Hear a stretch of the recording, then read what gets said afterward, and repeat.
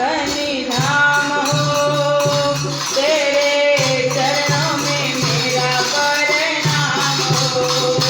श्यामा श्याम हो, धनी धाम हो, तेरे चरणों में मेरा प्रणाम हो। कृष्ण प्रिया की अति सुखदाई, कृष्ण प्रिया की अति सुखदाई, बिन सबद बिना कीने न पाई, बिन सबद बिना कीने न पाई। श्यामा श्याम हो, धनी धाम हो, तेरे चरणों में मेरा प्रणाम हो, तेरे चरणों में मेरा प्रणाम हो। बोलो श्री प्राणनाथ प्यारे की। आ बे स्पीकर ने एना बंद करी दियो तो माइक।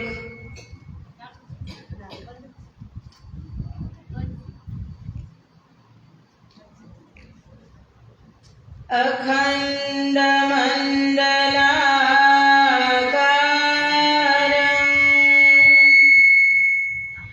व्याप्तं येन चराचरं तत्पदं दर्शितं येन तस्मै श्री गुरवे नमः। चिदादित्यं किशोरांगं परेधाम्नि विराजितं स्वरूपं सच्चिदानन्दं निर्विकार सनातनं वन्दो सतगुरु चरण को करो प्रेम प्रणाम। अशुभ हरन मंगल करन धनी श्रीदेव चंद्र जीना। श्री प्राणनाथ निज मूलपति, श्री महराज सुनाम। तेज कुंवर श्यामा युगल को पल पल करूं प्रणाम, पल पल करूं प्रणाम।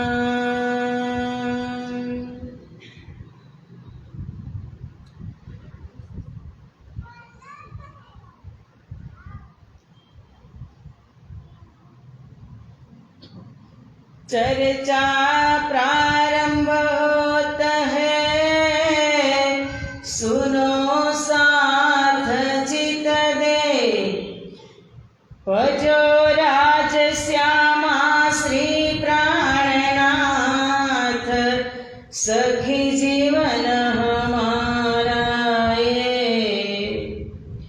श्री महामति कहे साथ जी, भया चर्चा का वक्त, अब तुम सुनियो चित दे।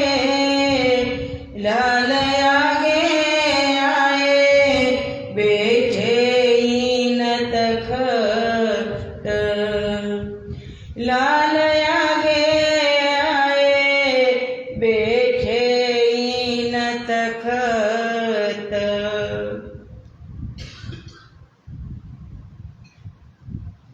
याद करो तेरा वीडियो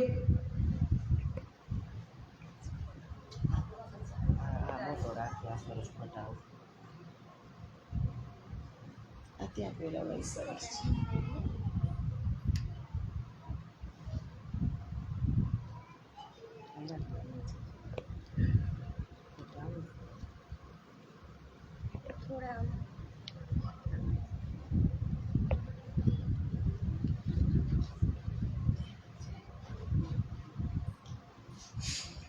યાદ કરો મોમીના શ્રી મહામતી કહે સૈયનો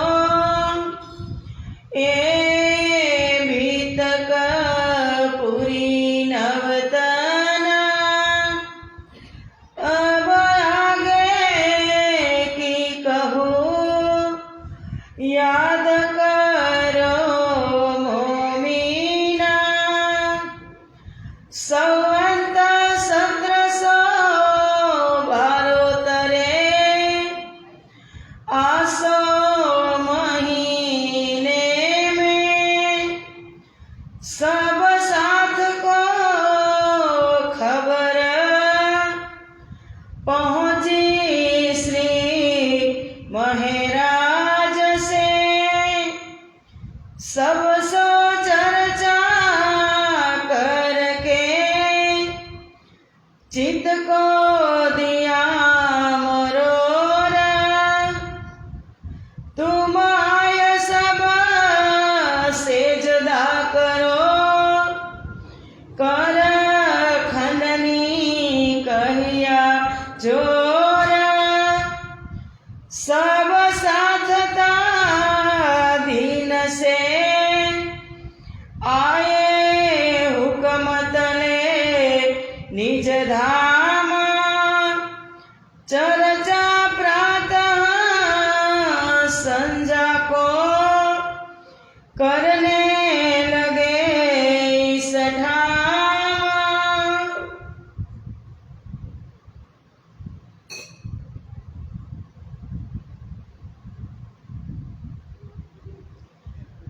बोलो श्री प्राणनाथ प्यारे की.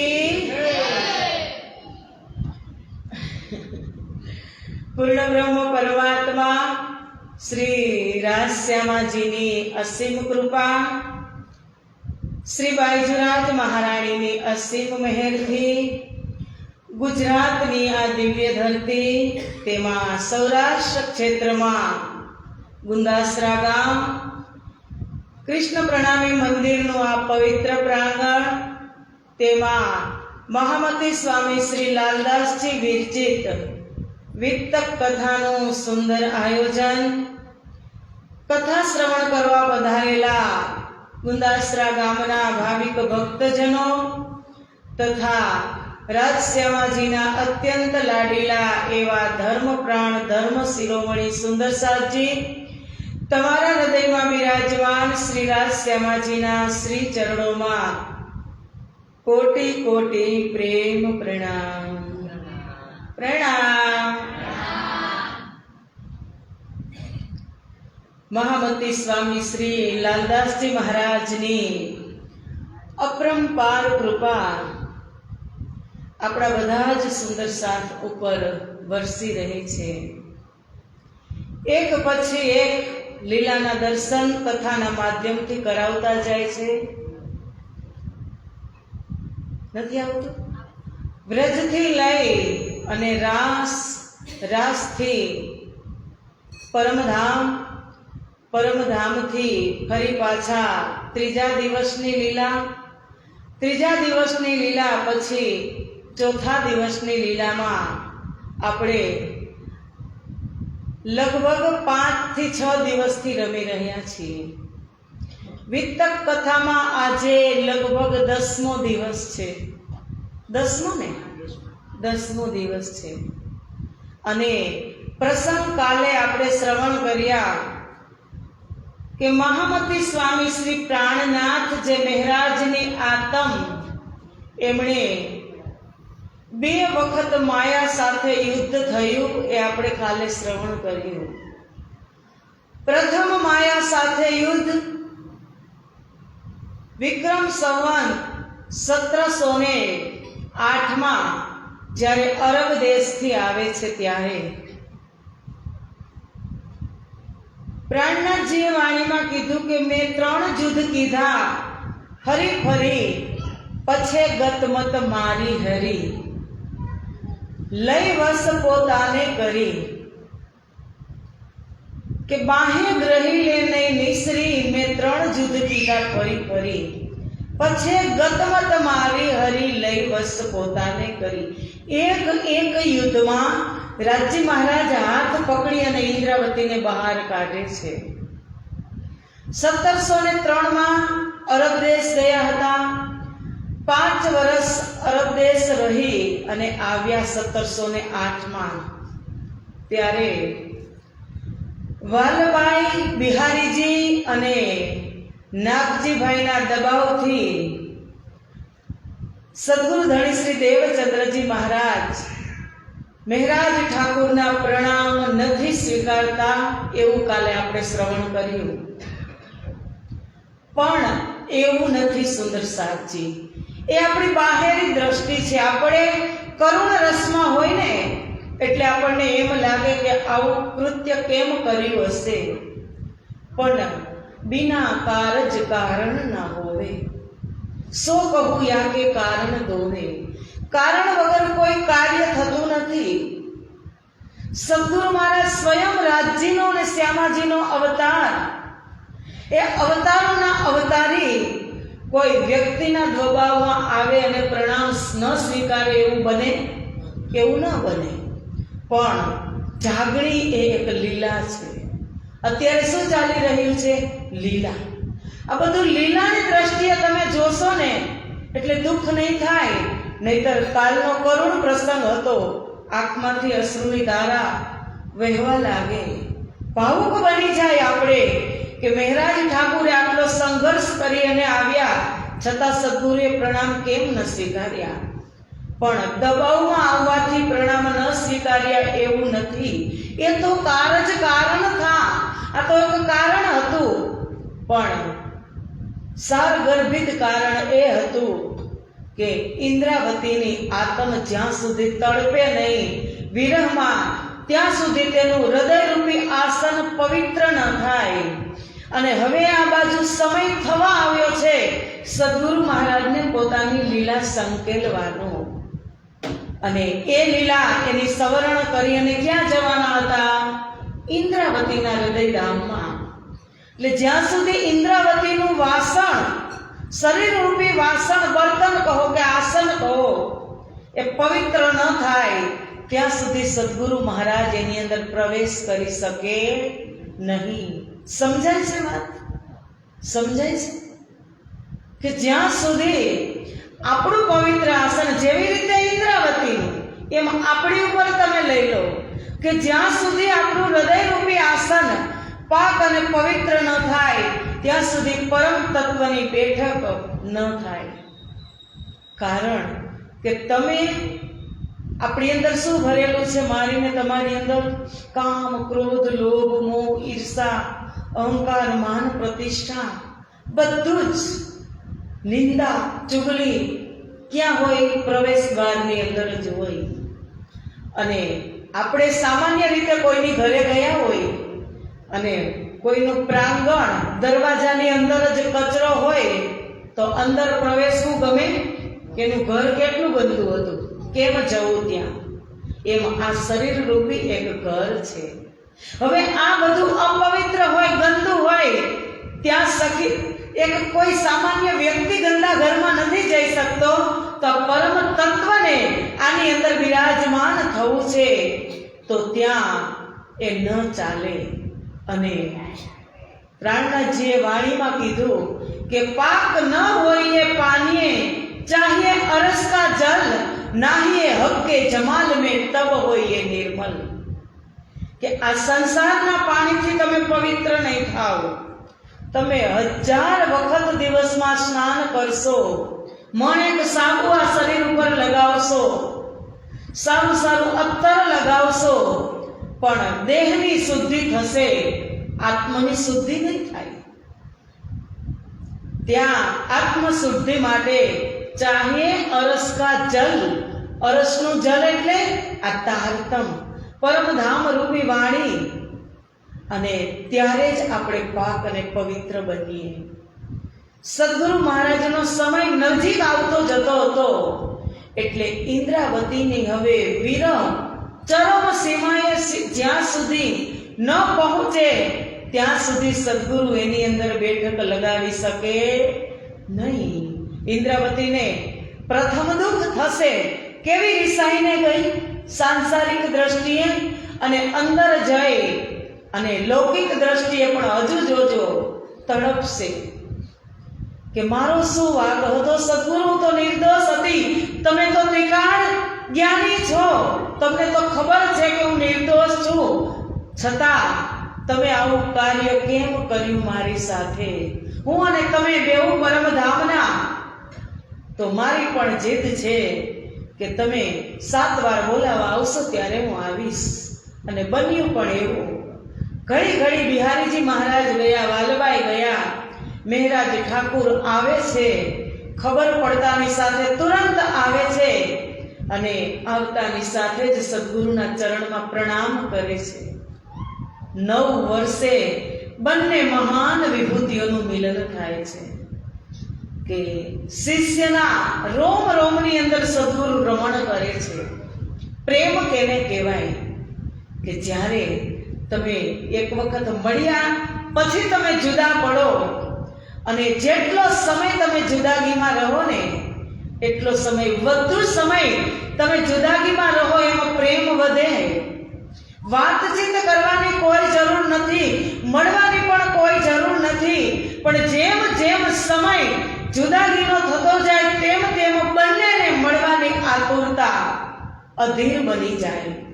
આ બાજુ સદગુરુને એમ છે કે હું જલ્દી મહેરાજને બોલાવું, જલ્દી મહેરાજ આવે, અને આ બાજુ મહેરાજને એમ છે કે જલ્દી મને સદગુરુ બોલાવે તો જાય. પણ 2 વર્ષ એવી લીલા થઈ કે આ બાજુથી સદગુરુ પણ નથી બોલાવતા અને મહેરાજ પણ સામેથી જતા નથી.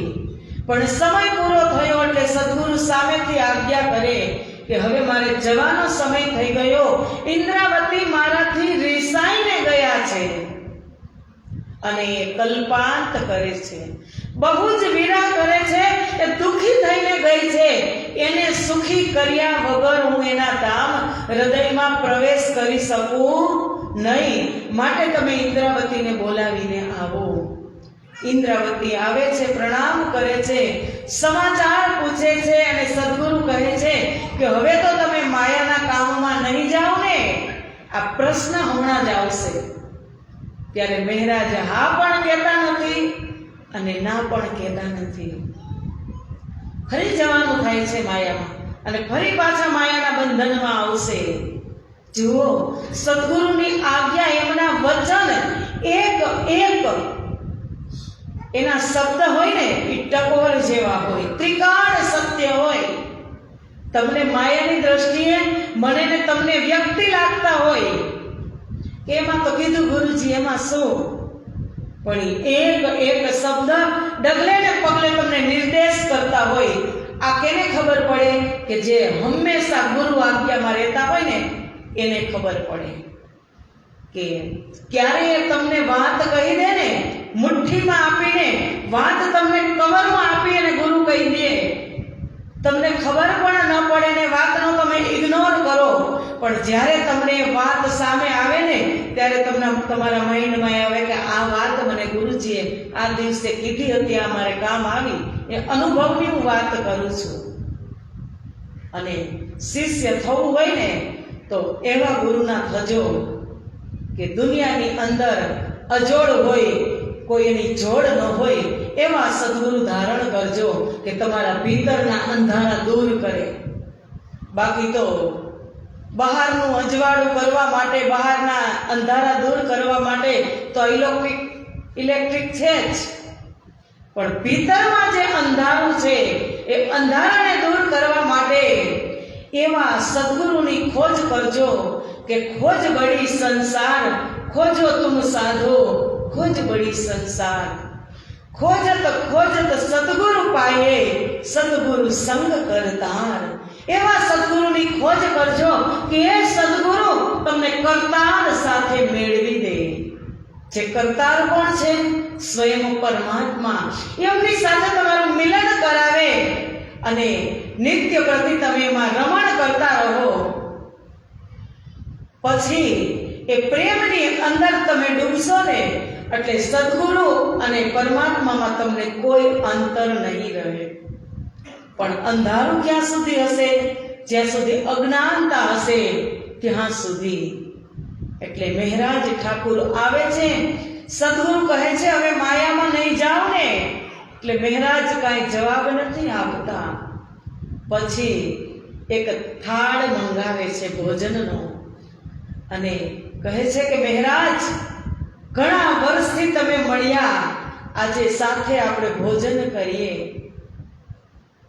મહેરાજ ની ભાવના બહુ જ પવિત્ર, કારણ કે એક પરમધામની દિવ્ય ઇન્દ્રાવતીની આત્મા તેમણે કીધું સદગુરુ મહારાજ તમે બિહારીજી મહારાજને આદેશ કરો કે મારી સાથે એક સાથે અમે બંને ભોજન કરીએ. બિહારીજી મહારાજ ના કહે છે, કારણ કે પિક્ચર હોય ને સુંદર સાજી, એમાં હીરો પણ હોય અને વિલન પણ હોય, સાઈડ વિલન પણ હોય. એ બધા જ પરફેક્ટ હોય તો જ પિક્ચર જોવાની મજા આવે. આમાં હીરો કોણ છે? મહેરાજ ઠાકુર પ્રાણનાથજી, અને વિલનનું પાત્ર બરાબર નિભાવી રહ્યા છે બિહારીજી મહારાજ. ભોજનનો થાળ આવે છે, આદેશ કરે છે, ના પાડે છે, પણ સદગુરુના કહેવાથી બિહારીજી મહારાજ સાથે ભોજન કરવા તો બેસે છે, પણ વચમાં લકીર કરે છે, ભાગ પાડે છે, આટલો તમારે જમવાનું ને આટલો મારે જમવાનું. આજે શું છે? આજે જાગણીની અંદર શું થઈ રહ્યું છે ત્યારનું જ ચાલી આવે છે. જે જાગણી કાર્ય અત્યારે છઠ્ઠા દિવસની અંદર મોમીનોનો છઠ્ઠો દિવસ છે. આજે જાગણી કાર્ય કેવી રીતે થઈ રહ્યું છે એ મારે અહીંથી કહેવાની જરૂરત નથી, તમને બધા જને ખબર છે કે તબ કેતિક ગીરો ઉદર ભઈ કેતિક મેરે સાથ. પ્રાણનાથજી ત્યારે જ કહે છે કે ત્યારે કેટલીક આત્માઓ એ બાજુ ગઈ અને કેટલીક આત્માઓ આ બાજુ આવી. એક લકીર એ લકીર જ રહી ગઈ. અને સદગુરુ મહારાજ 22 દિવસ સુધી મહેરાજ ઠાકોરને અંતરંગ બેઠક કરી અને બધું જ દિવ્ય જ્ઞાન કે ચોથા દિવસની તો લીલા પૂરી થવા આવી, પણ પાંચમા દિવસ અને છઠ્ઠા દિવસની લીલામાં આગળ શું શું થવાનું છે એ બધી જ હકીકત કીધી. અને પછી અંતિમ દિવસ હતો ત્યારે બધા જ સુંદર સાથની મીટિંગ કરી અને સદગુરુ મહારાજ બેઠા છે અને મહેરાજ ઠાકોરને ઊભા કરીને બધા જને બતાવીને સ્ટમ્પ મારી અને કીધું કે શ્રી કૃષ્ણ પ્રણામી ધર્મ નિજાનંદ સંપ્રદાયની જાગણી કાર્યની બધી જ જવાબદારી હું મહેરાજ ઠાકોરને સોંપું છું. મારી આધ્યાત્મિક ગાદી હું મહેરાજ ઠાકોરને સોંપું છું અને મારી સાંસારિક જે પારંપરિક ગાદી છે એની ઉપર બિહારીજી મહારાજ બેસશે. બિહારીજી મહારાજને એ જ થતું હતું. પછી કાંઈ વાંધો નથી, પણ આટલો સમય થઈ ગયો, મીટિંગ પૂરી થઈ. મહેરાજ ઠાકુર 22 દિવસથી સતત ઉભે પગે સદગુરુની સેવામાં છે. અને જ્યારે તે જ રાત્રે સદગુરુને ધામ જવાનું હતું ત્યારે સદગુરુએ વિચાર કર્યો કે હું આવી જ રીતે આજે હું પ્રયાણ કરવાનો છું. જો ઇન્દ્રાવતી મારી પાસે રહેશે ને તો કદાચ એનું તન છૂટી જશે તો જાગણી કાર્ય કોણ કરશે? અને ઇન્દ્રાવતીને કહે છે કે આજે તમે તમારા ઘરે જાઓ, મારી તબિયત સારી છે. મહેરાજ તમે 22 દિવસથી મારી પાસે આવ્યા છો કલાજી ઠાકોરને ક્યાંથી આવ્યા હતા? ધ્રોલથી. તમે ઘરે ગયા જ નથી, આજે તમે ઘરે જાઓ, ફરી પાછા સવારે મળશું. મહેરાજ જાય છે અને પાછળથી મધ્યરાત્રિએ કીધું પ્રયાણ. સદગુરુ મહારાજે મધ્યરાત્રિએ પરમધામ પ્રયાણ કર્યું અને કછુક खबर भई बिहारी जी को થોડીક જેવી તેવી ખબર પડી એટલે બધાને બોલાવ્યા અને સદગુરુ મહારાજનું બધું કાર્ય પૂરું થઈ ગયા પછી સદગુરુ 313 આત્માને સતત અવિરસ પીવડાવતા હતા. બધી જ બ્રહ્મપ્રિયાઓ ત્યારે જાગૃત થઈ ગઈ હતી. વ્રજ અને રાસના દર્શન કરતી હતી. પરમધામના જમનાજીના દર્શન કરતી હતી. એ જ બ્રહ્મપ્રિયાઓ ફરી બિલકુલ મંદિરે આવવાનું બંધ. કોઈ નવતનપુરી ખીજડા મંદિરમાં 1 મહિનો સુધી કોઈ જ સુંદર સાથની અવર જવર બંધ. એટલે વાલભાઈ વિચારે છે કે કેટલો શ્રેષ્ઠ આપણો નિજાનંદ સંપ્રદાય કૃષ્ણ પ્રણામી ધર્મ, અને જો આવું જ થતું રહેશે તો હમણાં જ બધાની ઉપર ધૂળ લાગી જશે. આવું ન થવું જોઈએ. આપણા સદગુરુની શ્રેષ્ઠ બુજરક ગાદી અને હકદાર છે બિહારીજી મહારાજ. તો હું મહારાજના ઘરે જઈ અને મસલત કરું કે મહારાજને જઈ અને વાત કરું. વાલભાઈ કોણ હતા? ગંગજીભાઈના બેન. વાલભાઈ જાય છે મહારાજના ઘરે અને કહે છે કે મહારાજ, એક વાત કહેવી છે, તમે માનશો? એટલે મહારાજ કહે છે, કહો ને. તમને એવું નથી લાગતું કે બધી જ આત્માઓ પાછી સૂઈ ગઈ? કોઈ જ મંદિરે આવતું નથી, કોઈની અવર જવર નથી, અને આવું જ ચાલશે તો આપણો ધર્મનું તો નામો નિશાન નહીં રહે. એટલે મહારાજ કહે છે, તો આગળ શું વાત કરવાની છે? એટલે વાલભાઈ કહે છે કે મારો એવો વિચાર છે કે બિહારીજી મહારાજ શ્રેષ્ઠ છે. તેમના પિતાશ્રીની ગાદી ઉપર નસલથી કહીએ તો એમને જ ગાદી મળવી જોઈએ.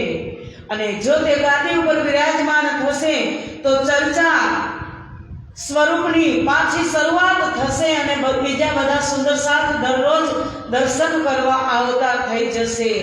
એટલે મારું કહેવાનું છે કે તમે આગળ ચાલશો તો ગાદી ઉપર બિહારીજી મહારાજને બેસાડશું, નહીતર કોઈ પણ સુંદર સાથને બિહારીજી મહારાજની વાત પણ ગમતી નથી.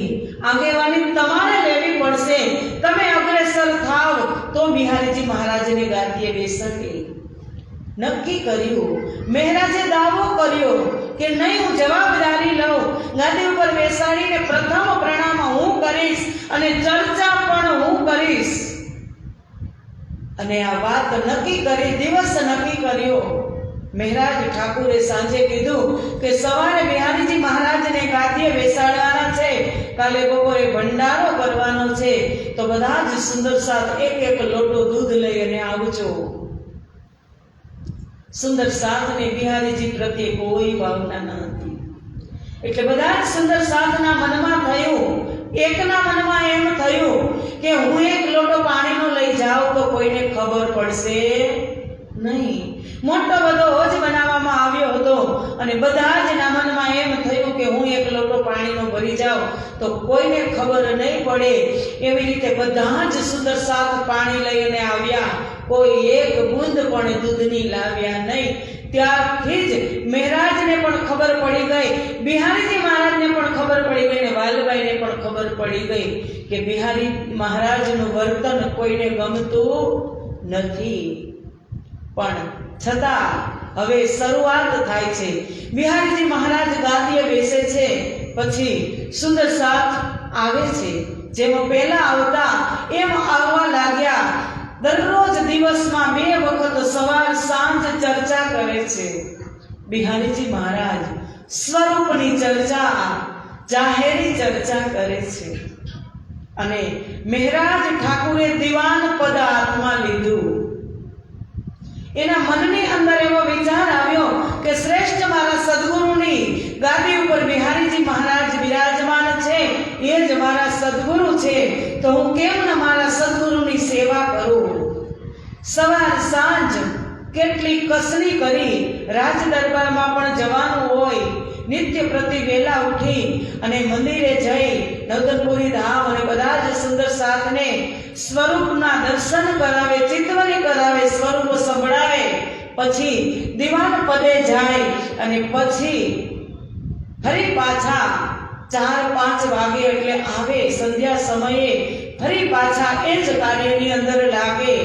એટલે એને એમ થયું કે આટલો મારો ઘોડો સુંદર સાથ વેદ વિખેર થઈ ગયો છે, તો શું કામ હું મારા સુંદર સાથની આ મૃત્યુલોક જે અત્યારે તન મળ્યું છે તો હું લાભ લઈ લઉં, મારી સુંદર સાથની સેવા કરી અને હું લાભ લઈ લઉં. અને કાનજી ભાઈ એના એક સુંદર સાથ છે, એ સુંદર સાથને કહે છે કે તમે બધું જ સીધું સામગ્રી ભેગું કરવા લાગો, હું કમાઈને આવું, હું કમાઈશ અને હું તમને પૈસા મોકલીશ. જેટલી ભંડારામાં વસ્તુ જોઈએ એ સીધું સામગ્રી તમે એકત્રિત કરો. અને ખાસ તો એ કે મારા સદગુરુ બિહારીજી મહારાજના વસ્ત્ર સોના અને ચાંદીના તારવાળા, બિહારીજી મહારાજના એવા વસ્ત્ર બનાવો. અને નાગજીભાઈ છે એમના હથિયાર એવા બનાવો.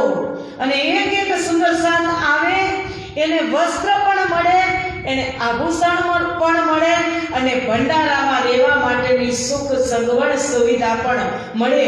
એવી તૈયારી મહેરાજ ઠાકુર કરે છે અને પોતે દીવાન પદ સંભાળી અને કમાઈને લાવે છે. અને કીધું હું કમાઈને લાવું, પણ જુઓ અંદર હું છે ને એ પરમધામમાં શ્યામાજીને પણ નડી હતી, આડી આવી આ સંસારમાં, અને હમણાં ઇન્દ્રાવતીને પણ આવશે. એમ કરતા કરતા બધો જ સામાન એકત્રિત થઈ ગયો. અને હવે છેલ્લું કાર્ય છે કે હવે સુંદર સાથની અંદર પત્રિકા મૂકી. કંકોત્રી આપણે સમય હોય ત્યાં નથી આવતી કંકોત્રી, કે નવતરપુરી ધામથી આમંત્રણ આવ્યું છે, ચલો બુલાવા આયા હે, ધનીને બુલાયા હે. શ્રી પાંચ મહામંગલપુરી ધામથી આવે, શ્રી પાંચ પદ્માવતીપુરી ધામથી આવે. ત્રણો ધામની અંદર મુખ્ય એક વાર્ષિક ઉત્સવ મેળા થાય છે. શ્રી પાંચ નવતરપુરી ધામની અંદર મહામતી સ્વામી શ્રી પ્રાણનાથજીનું પ્રાગટ્ય મહોત્સવ ધામધૂમથી ઉજવાય. ભાદરવા વદ 14નો સમયો આપણે આપણી ભાષામાં કહીએ. અને શ્રી પાંચ મહામંગલપુરી ધામની અંદર તેજ ગુવરી શ્યામા સ્વરૂપા શ્રી બાઈજુરાજ મહારાણીનો પ્રાગટ્ય મહોત્સવ ઉજવવામાં આવે ચૈત્ર સુધી પૂર્ણિમાના દિવસે. અને પદ્માવતીપુરી ધામની અંદર સદગુરુ પ્રાગટ્ય મહોત્સવ શરદ પૂર્ણિમાના આગલા દિવસે, આસો સુધી 14 સદગુરુ પ્રાગટ્ય મહોત્સવ અને શરદ પૂર્ણિમા મહોત્સવ, એ ત્રણો આંતરરાષ્ટ્રીય મહામહોત્સવ આપણા ત્રણો ધામના હોય છે.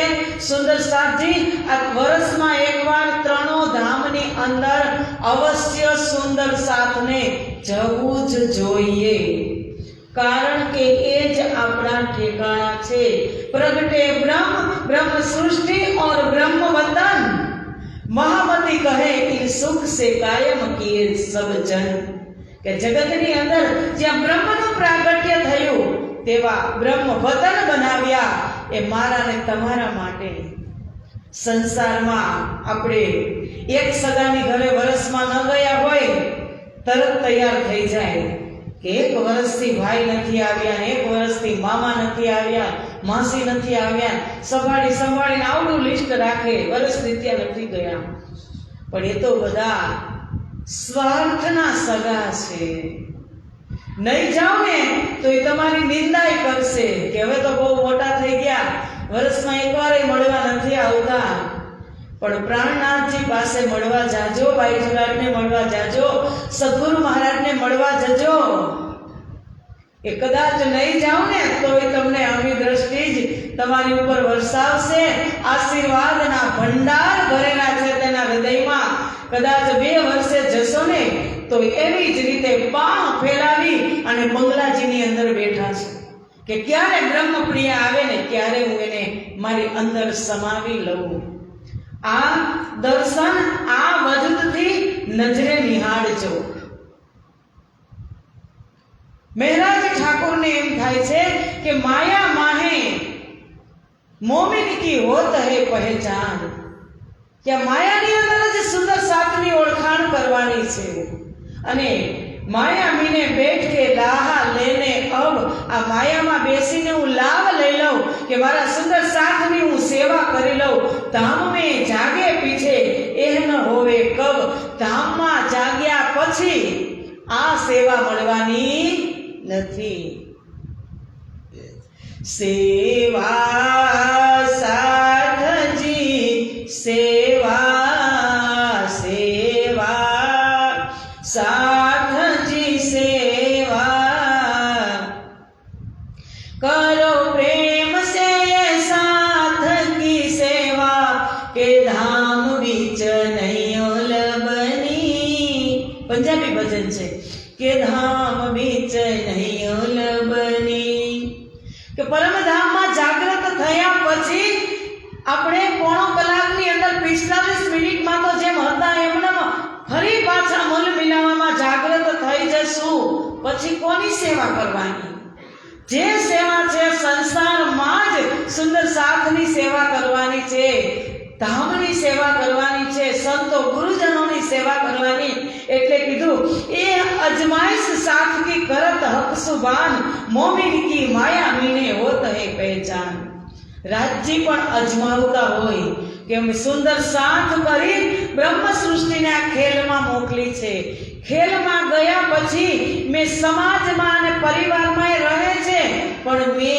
एने भौतिक वस्तु पण बहु ज आपी छे नथी आपी राज्य नथी आप्युं अने एटली वस्तु आप्या पछी जो एनो परिवारनो जी विचारे तो ए सुंदर साथ नथी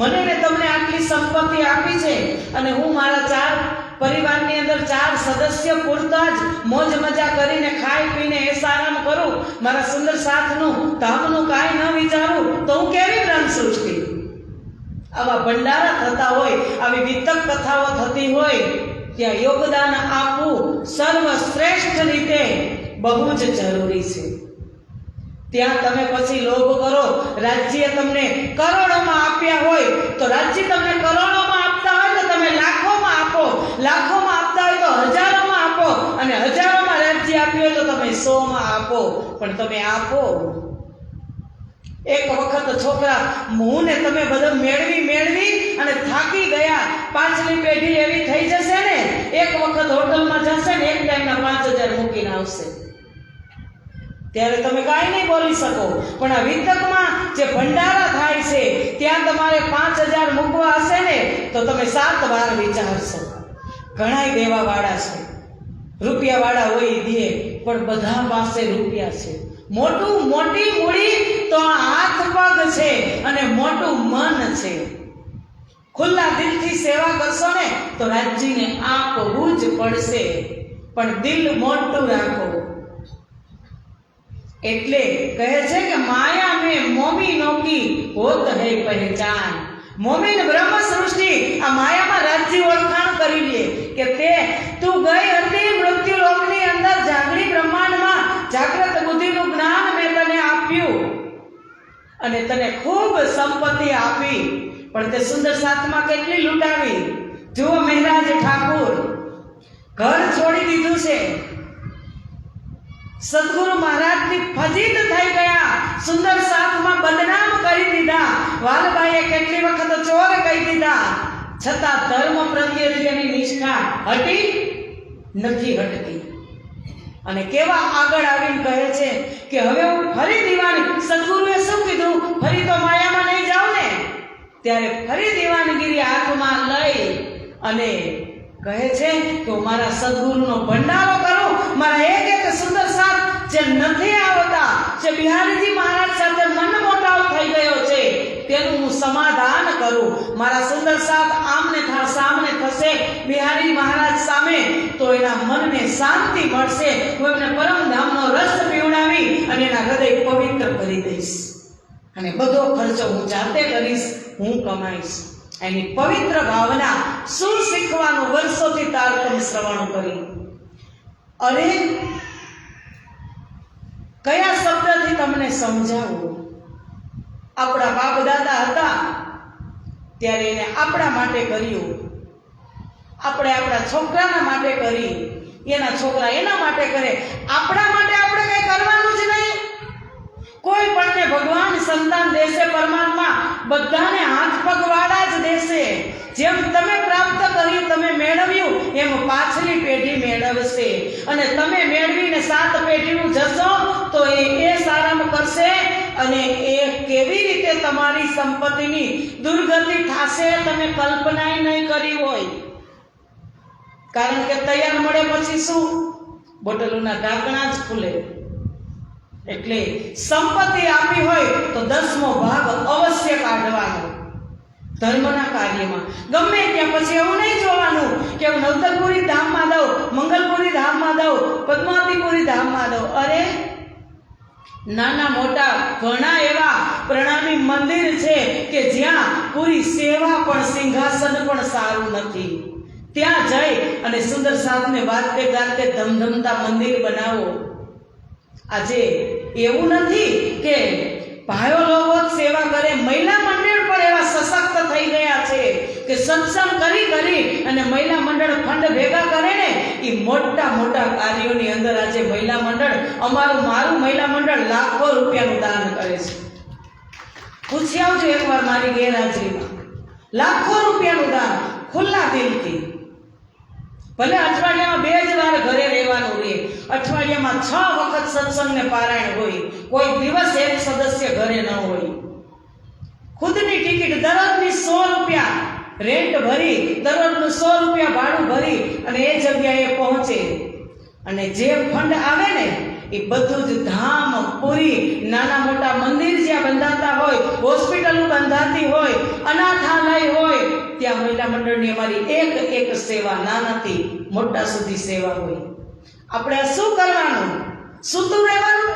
ધૂન ચાલુ કરો, સત્સંગ ચાલુ કરો. પરમાત્માએ વાણી દીધી તમારા નામનો દસ્તાવેજ કરીને, તમે જ વાપરો, પણ વાપરતા આવડવું જોઈએ. સત્સંગ કરો, શું ન થાય? ફંડ બધું જ થાય. તમે વાણી એવી મીઠી વાપરો, કટુતા અંદરથી કર્કશતા કાઢી નાખો. આને ખબર પડે છે ને આને નથી પડતી, મને પડે છે ને આને કેમ નથી પડતી, એમ નહીં. અહીંયા તો બધાય ભૂલા પડી ગયા છે, બધાય ભૂલા પડ્યા છે. બધાને રસ્તો બતાવવાનો છે, બધાય આપણા જ છે. તમને ખબર નથી, મને તો છે ને. પણ જ્યાં સુધી મીઠાશ નહીં હોય ત્યાં સુધી આ વાત અલગ છે. અંદર પરમધામનો પ્રેમ છલકાવો જોઈએ. આજે સ્ત્રી શું ન કરી શકે? કાલે બાજુરાજની વિતક તમે શ્રવણ કરી પરમ દિવસે કે એક ડગ મૂકી અને બાજુરાજે તમે અંતિમ સમય સુધી હજી જોજો, શ્રી 5 મહામંગલપુરી ધામમાં જોજો, ત્યાંથી શ્રીજી જાગણીનો ઝંડો લઈ અને આગળ વધે છે, પગપાળા ચાલતા. બાજુરાજ શું સેવા કરે છે એ. અને આપણે આ દરરોજ કહીએ શ્યામાજીના અંગ સુંદર સાથ રે. એ સાચું કહી છે કે ખોટું? એ સાચું જ કહી છે ને. શ્યામાજીના અંગ સુંદર સાથ હોય તો જે શ્યામાજીએ કર્યું આપણે કરવાનું હોય. એને જે ચરિતાર્થ એના જીવનમાં કરીને બતાવ્યું એમ આપણે પણ આપણા જીવનમાં કાંઈક કરીને બતાવવું જોઈએ. તો કહેવાય શ્યામાજીના અંગ સુંદર સાથ. પછી દરરોજ કઈ એ સુખદેવ બ્રહ્મ સૃષ્ટિ કો તો મેં અંગના નાદ. દરરોજ મંત્રમાં જૂઠ બોલે બધાય. દરરોજ એ સુખદેવ બ્રહ્મ સૃષ્ટિ કો તો મેં અંગના નાદ. કઈ બ્રહ્મ સૃષ્ટિને સુખ આપ્યું? પરમધામની વાતથી તમે કેને અવગત કર્યા? કેને અવળે રસ્તે ચાલવાથી કે એ રસ્તો ભટકી ગયેલો રાહી હોય, માર્ગમાં જે રસ્તો ભટકી ગયો હોય, કે જે પરમધામથી વિમુખ થઈ ગયેલો, એને કેને તમે પરમધામ વાળ્યા? એ સુખ દીધું તમે, પરમધામનું સુખ કેને દીધું? તો મેં અંગના. દરરોજ જૂઠ બોલવાનું, દરરોજ કાંઈ જ ન કરો, ગામમાં જાગણી ન કરો, નગરમાં ન કરો, પણ ઘરમાં પરફેક્ટ કરો. ઘરની અંદર કે જેટલા સદસ્ય છે એ બધાય સખી ભાવથી રહો. ભાઈઓને પણ હું કહું છું કે એવું નહીં માનવાનું કે બેન છે એટલે અમારાથી કમ છે, એવું માનવાનું જ નહીં. બેઉ પાત્ર પરમાત્માએ બરાબર નિભાવ્યા છે, બરાબર બનાવ્યા છે, એકબીજાની અજોડ છે, કોઈ કિસી સે કમ નહીં સંસાર में। એટલે એવું માનવાનું નહીં કે તું લેડી છો તો તારે આ જ કરવાનું, ભલે કર્તવ્ય પ્રમાણે બધું જ કરવાનું, પણ શબ્દના બાણ કોઈ દિવસ નહીં મારવાના। જેમ મારાથી સહન ન થતા હોય ને તો બીજાનાથી પણ સહન ન થાય, એટલે ચાખીને બોલવાના। શબ્દ મને કડવા લાગતા હોય તો બીજાને લાગે જ, એટલે શબ્દ પણ ચાખી ચાખીને બોલવાના। કારણ કે જ્યાં સુધી સખી ભાવ નહીં આવે ત્યાં સુધી રાજ્ય આ દેહમાં નહીં આવે। હું એટલે કહું છું તમને, નહીતર મને મારા ગામમાં મારે કહેવું એ મને બહુ દુઃખ લાગે, મારા ઘરમાં, પણ જ્યાં સુધી સખી ભાવ નહીં આવે ત્યાં સુધી આ સુખ નહીં તમને મળે, અને ક્યારે તમારો ને મારો સમય થઈ જશે એ ખબર પણ નહીં મળે, નહીં પડે પછી એક ક્ષણ પણ તમને ને મને મળવાની નથી। સમય થઈને આવીને ઊભો રહેશે, એવો ને એવો આપણે સ્વભાવ રાખ્યો હશે, નરમ થયા જ નહીં જિંદગીની અંદર, અને રાજ્ય આવીને ઊભા રહી જશે કે ચાલો હવે, ત્યારે પછી કેસો કલાક આપો કાંઈક કરી લઉં। 60 વર્ષમાં કાંઈ ન કર્યું એ કલાકમાં કાંઈ નહીં થાય કોઈથી। એટલે માત્ર એક પાત્રને લાલદાસજી કહે છે કે એવું નરમ દિલ રાખવાનું કે એક ઘરમાં 5 વ્યક્તિ હોય ને એટલું હળી મળીને રહેવાનું, સખી ભાવે રહેવાનું, કે એ પણ એક પરમધામની આત્મા છે, શરીર છે, સુખ દુઃખ શરીરને પણ થાય અને મન અને બુદ્ધિને પણ થાય। શરીરમાં તાવ આવે, ટાઢ આવે, તડકો આવે, બધું જ આવે, શરીરમાં હાથ દુખે, પગ દુખે, સુખ દુઃખ શરીરને થાય, પણ કોઈના શબ્દથી મન અને બુદ્ધિને પણ દુઃખ થાય, ઈ પણ ખબર પડવી જોઈએ। એટલે શબ્દ ચાખીને બોલવાના। કારણ કે કટુતા કો મન સે ત્યાગ દો, मीठे वचन कहो भाई, वाणी का स्वर सुधार लो, बस हो गया भजन, समता का अंजन याज लो, बस हो गया भजन, आदत बुरी सुधार लो, बस हो ગયા ભજન। નિત્ય પ્રતિ દિવસથી દિવસ જતો જ રહે છે, ઘડિયાળ સામે જ છે, ટક ટક ટક ટક, એનું કામ ઘડિયાળ રૂકી કોઈ દિવસ?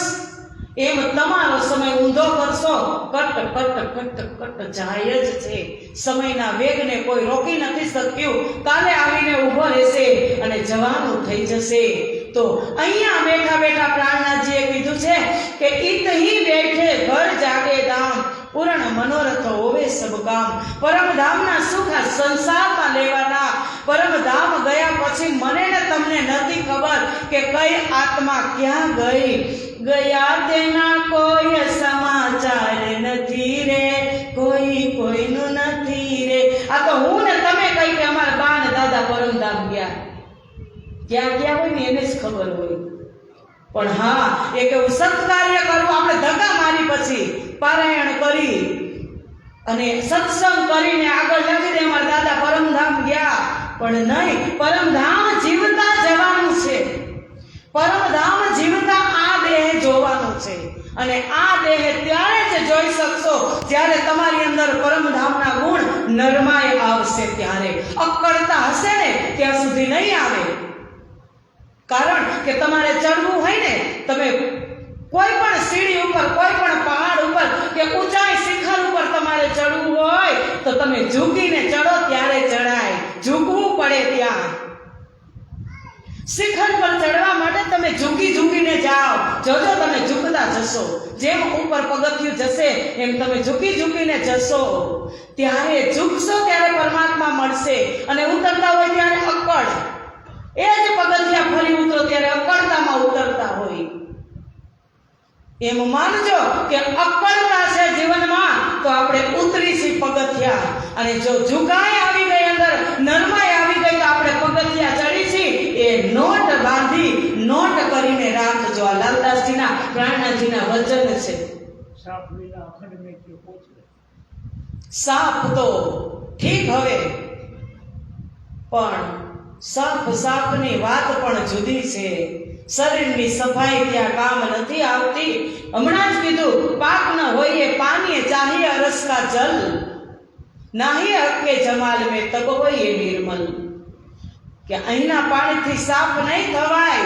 પરમધામ તારતમ જોશે અને તારતમ અંદર પ્રવેશ કરશે ત્યારે જ નરમાઈ આવશે.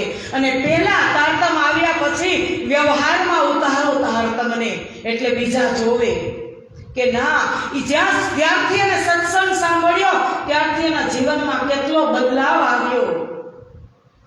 એક શબ્દ, હું તો ફરજ નિભાવવા આવી છું મારી, કે મારા ગામના સુંદર સાથ, હું દેશ પ્રદેશની અંદર પ્રદેશમાં પણ જાઉં છું, બીજા પ્રદેશમાં, ત્યારે મને અહીં જ ગામના સુંદર સાથ આવી અને કહી જાય છે કે બેન, પછાટ પલળી ગઈ ને કાંદ કોરી રહી ગઈ, એ મેણું મારાથી પણ સહન નહોતું થયું. કે નહીં, 1 મહિનો હું મારા ગામના સુંદર સાથને લાભ આપું. હું તો હમણાં મારી ફરજ પૂરી કરી અને જતી રહીશ. તમારે લેવું હોય તો તમારી વાત છે ને, ન લેવું હોય તો તમારી વાત છે.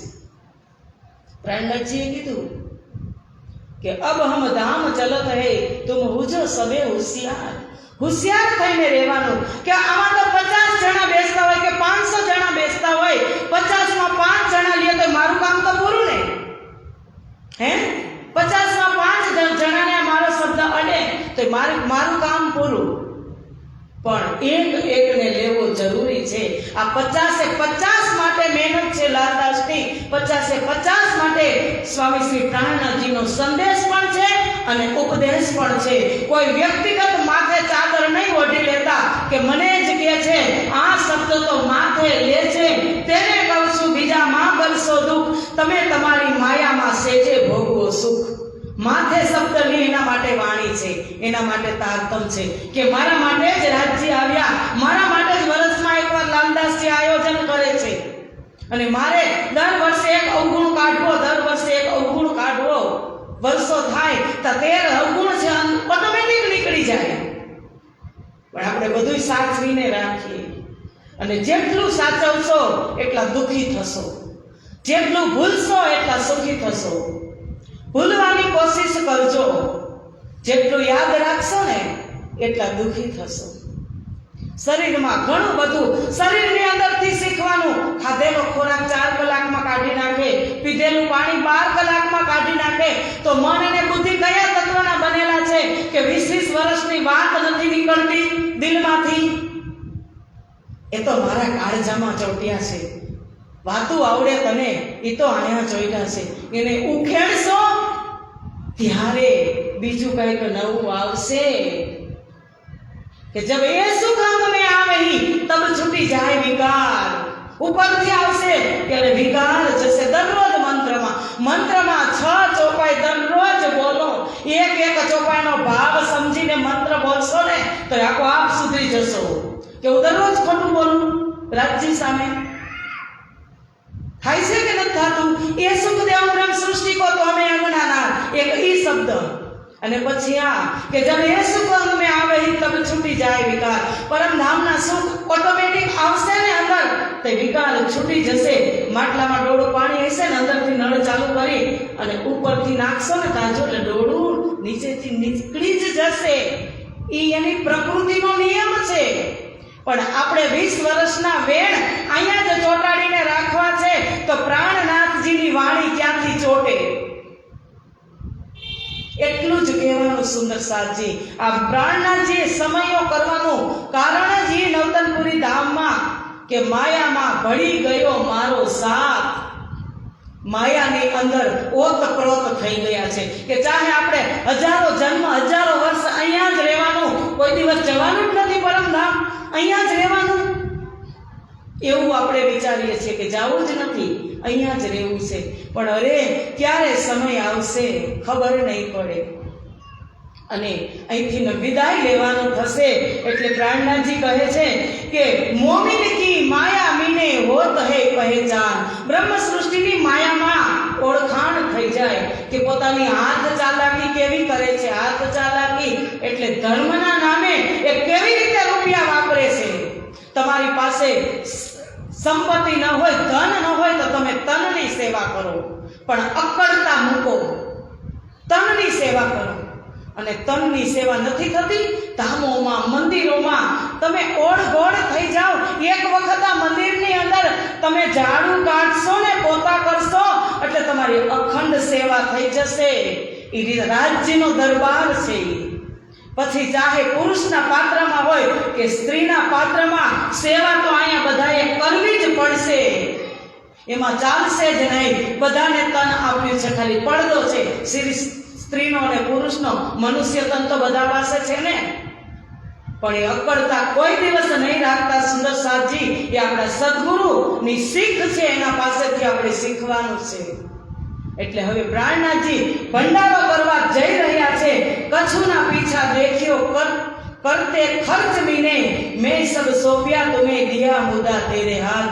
એક કાનજીભાઈ નામના સુંદર સાથ છે અને મહારાજ ઠાકુર એને કહે છે કે તમે હાથ ચાલાકી કરી બધી જ વસ્તુ એકત્રિત કરો, હું કમાઈ અને લઈ આવું. અને કાનજીભાઈ બધી જ વસ્તુ એકત્રિત કરે છે. બિહારીજી મહારાજના વસ્ત્ર આભૂષણ બધું સોનાના તારવાળું બની ગયું. નાગજીભાઈના હથિયાર બની ગયા, વસ્ત્ર આભૂષણ આવી ગયા, વસ્તુ ઘી, ખાંડ, તેલ, મેદો બધી જ સામગ્રી રસોડાની પણ આવી ગઈ. અને મોટું ગોડાઉન કાનજીભાઈએ ભરી દીધું. અને હવે છેલ્લું કામ છે પત્રિકા આમંત્રણ મોકલવાનું. એક સુંદર સાથને નામ લખી અને મહારાજે આમંત્રણ મોકલ્યા. આમંત્રણ પણ મોકલી દીધા. અને આ બાજુ વાલભાઈ અંતઃકરણ શુદ્ધ ન થાય ત્યાં સુધી બહારની ઇન્દ્રિયો પણ પવિત્ર ન થાય. વાલભાઈએ બરાબર પાત્ર નિભાવ્યું. બિહારીજી મહારાજને કહે છે કે અરે બિહારીજી મહારાજ, તમને કઈ ખબર પડે છે કે તમે તો વાહ વાહ કરો છો મહારાજની, તમને કોણ પૂછશે? મહારાજ આટલો મોટો ભંડારો કરી લેશે. સદગુરુ મહારાજનો એ તમારા પિતાશ્રી છે, તમે નસલી પુત્ર, એ તો નજરી પુત્ર છે. એ આટલો મોટો ભંડારો કરી લેશે તો તમને કોણ પૂછશે? જરા વિચાર કર્યો? ત્યારે બિહારીજી કહે છે તો હવે શું કરવું? એટલે કહે છે વાલભાઈ કે એક કામ કરીએ. કારણ કે માણસને પોતાની કોઈ પણ માણસ પ્રગતિ કરતો હોય, શિખર ઉપર હોય અને એને પહોંચી ન શકે ને એટલે માણસોને કાવતરા કરવા પડે. વાલભાઈએ કાવતરું કર્યું. બિહારીજી મહારાજને કીધું કે મને મારું કામ છે, મારા ઉપર સોંપી દો. અને એને રાજ દરબારમાં જઈ, દીવાન હતા મહારાજ ઠાકુર, એ રજવાડાની અંદર જ જોબ કરતા હતા, દીવાન હતા. એટલે ત્યાં જઈ અને રાતોરાત ત્યાંની મહોર લઈ અને આવ્યા. મહોર એટલે સિક્કો, છાપ, સિગ્નેચર, સ્ટમ્પ લઈને આવ્યા. અને એક સામાન પર એ મહોર મારી દીધી રાતોરાત.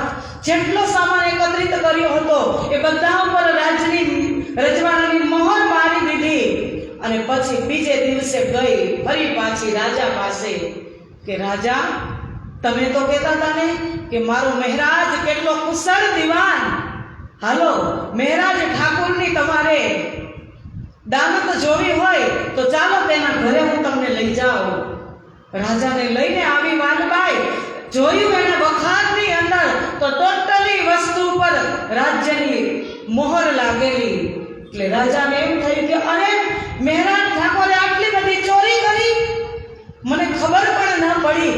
આટલી મોટી ચોરી કરી.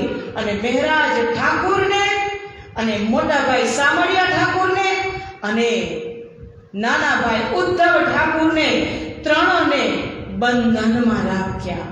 ત્રણોને નજર કેદમાં પૂરી દીધા રાજાએ.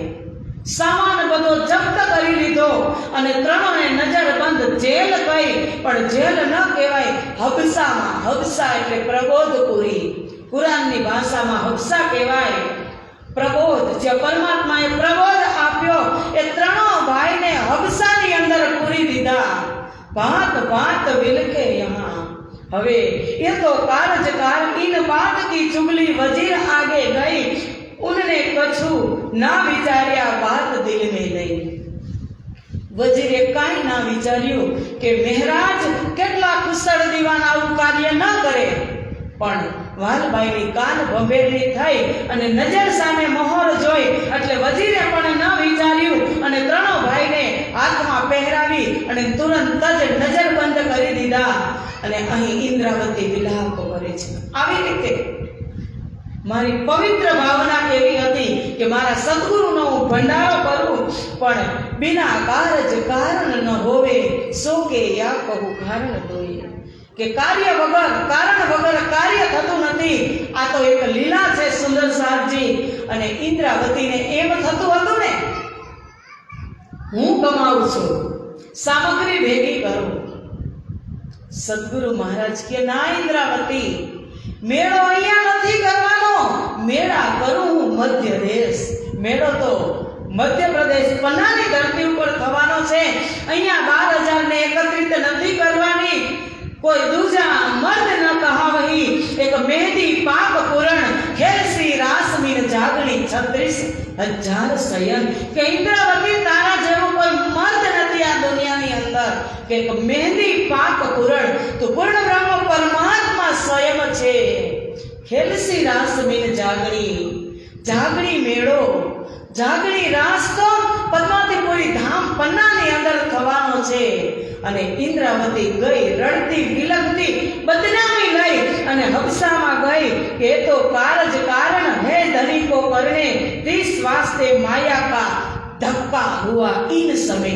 માયાનું આ ત્રીજું યુદ્ધ માયા સાથે ઇન્દ્રાવતીએ કર્યું. એવો મોટો ધક્કો લાગ્યો, એવી પવિત્ર ભાવના હતી અને સીધું હબસાની અંદર જવું પડ્યું. એટલે એટલો એને ધક્કો લાગ્યો, એટલું દુઃખ થયું, અંતઃકરણ દુઃખી થઈ ગયું ઇન્દ્રાવતીનું.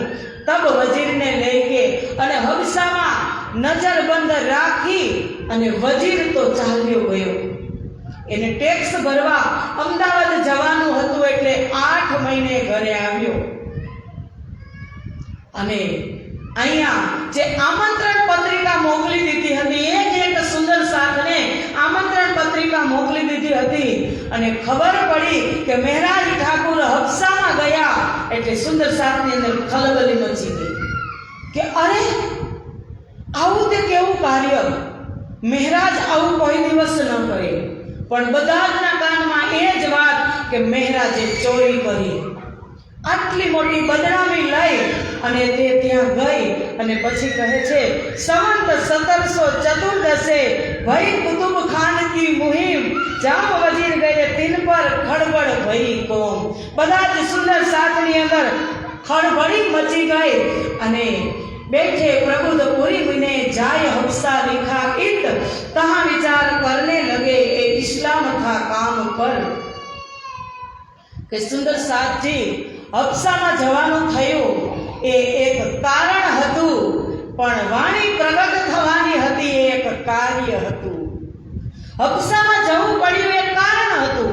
આ રાજ્યની લીલા છે અને ત્યાં ન જાય ત્યાં સુધી ઇન્દ્રાવતી હજુ થોડો અંદર અંશ હતો કે મેં ભંડારા કરને વાલી હું, મેં કरूंगी. ત્યારે રાજજી કહે છે કે अब है तो अब हरि है तो मैं नहीं, हरि है मैं नहीं. अब हरि है तो मैं नहीं, मैं हूँ तो हरि नहीं. प्रेम गली अति साकड़ी यहाँ में दोन समाई. કે પ્રેમ ગલી એટલી સાંકડી છે કે ત્યાં એક જ સીટને બેસવાનું છે. ઇન્દ્રાવતીએ કીધું હતું કે હું કમાઈને લઈ આવું.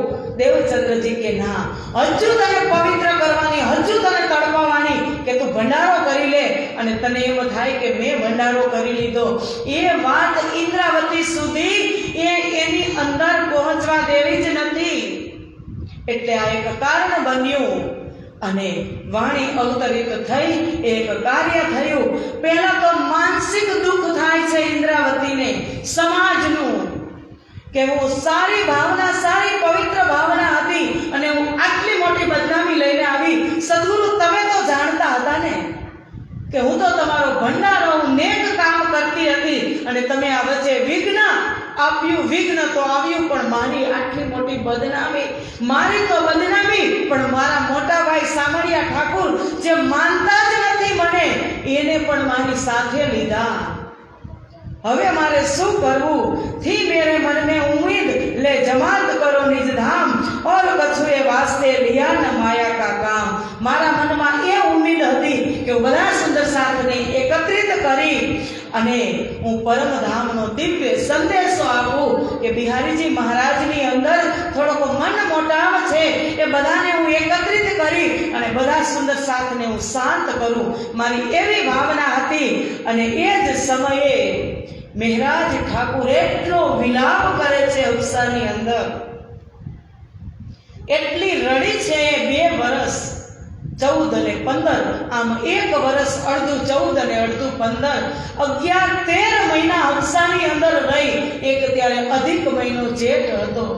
13 વર્ષથી પ્રબોધપુરીની અંદર હબસામાં રહી, પણ ઇન્દ્રાવતીની આત્મે એટલો વિલાપ કર્યો કે નથી એને વ્રજના સ્વરૂપને પુકાર્યું, નથી રાસના સ્વરૂપને, નથી પરમધામના સ્વરૂપને.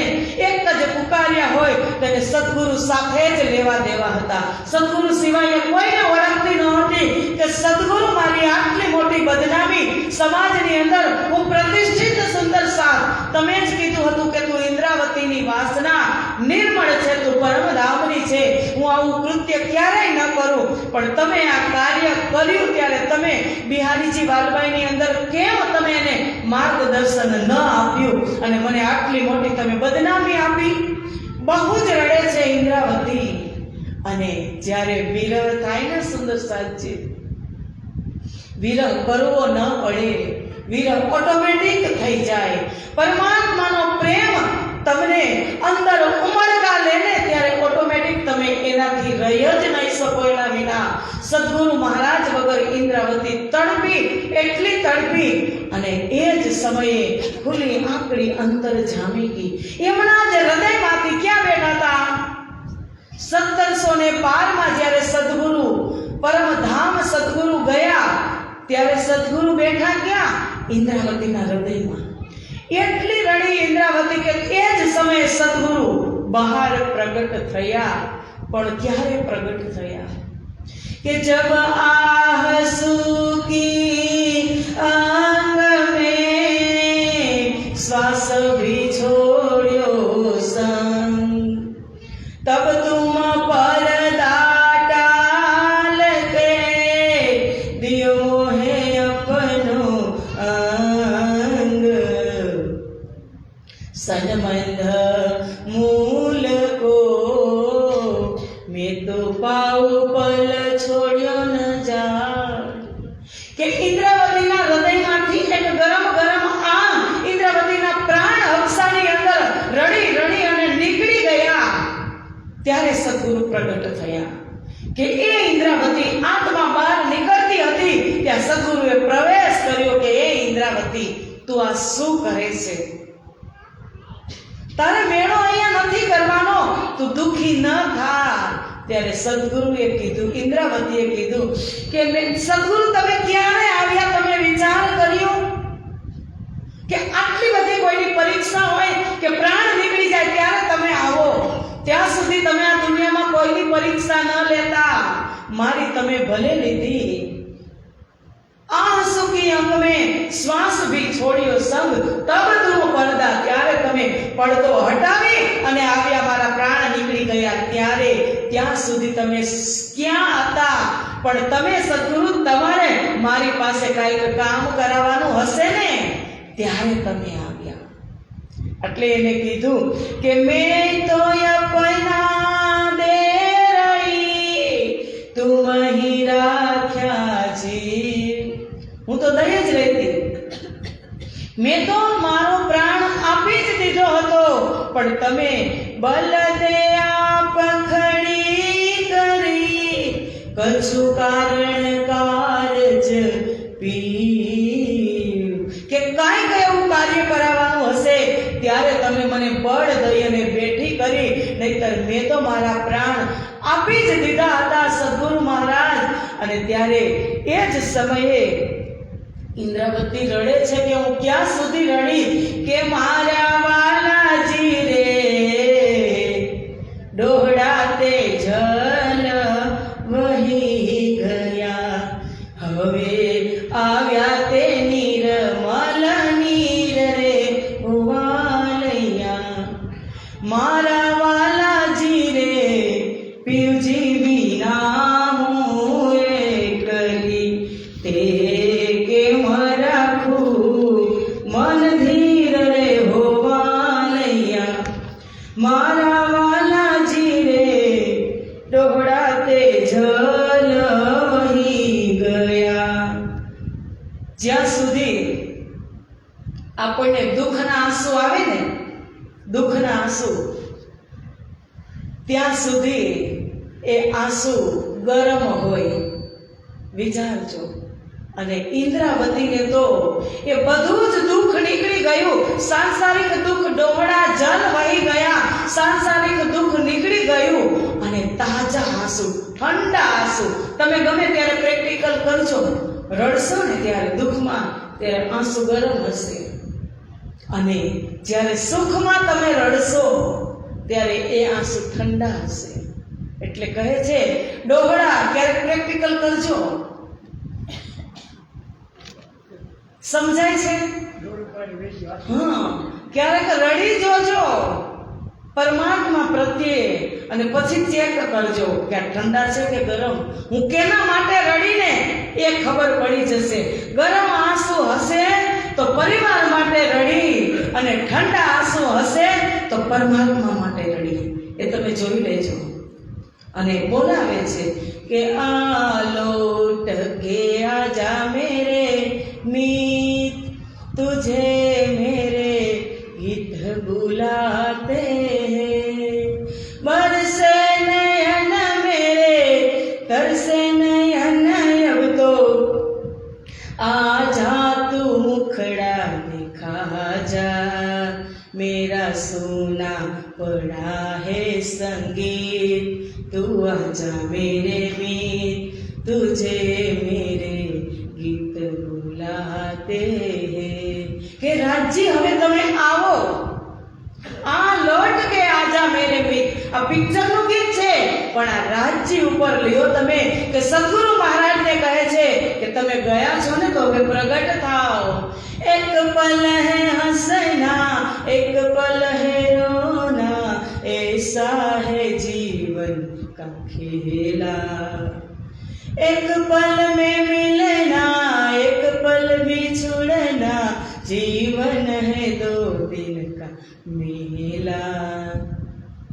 ये घड़ी न जाए बीत, हो ये घड़ी न जाए बीत, तू आजा मेरे मीत, तुझे मेरे गीत बुलाते हैं.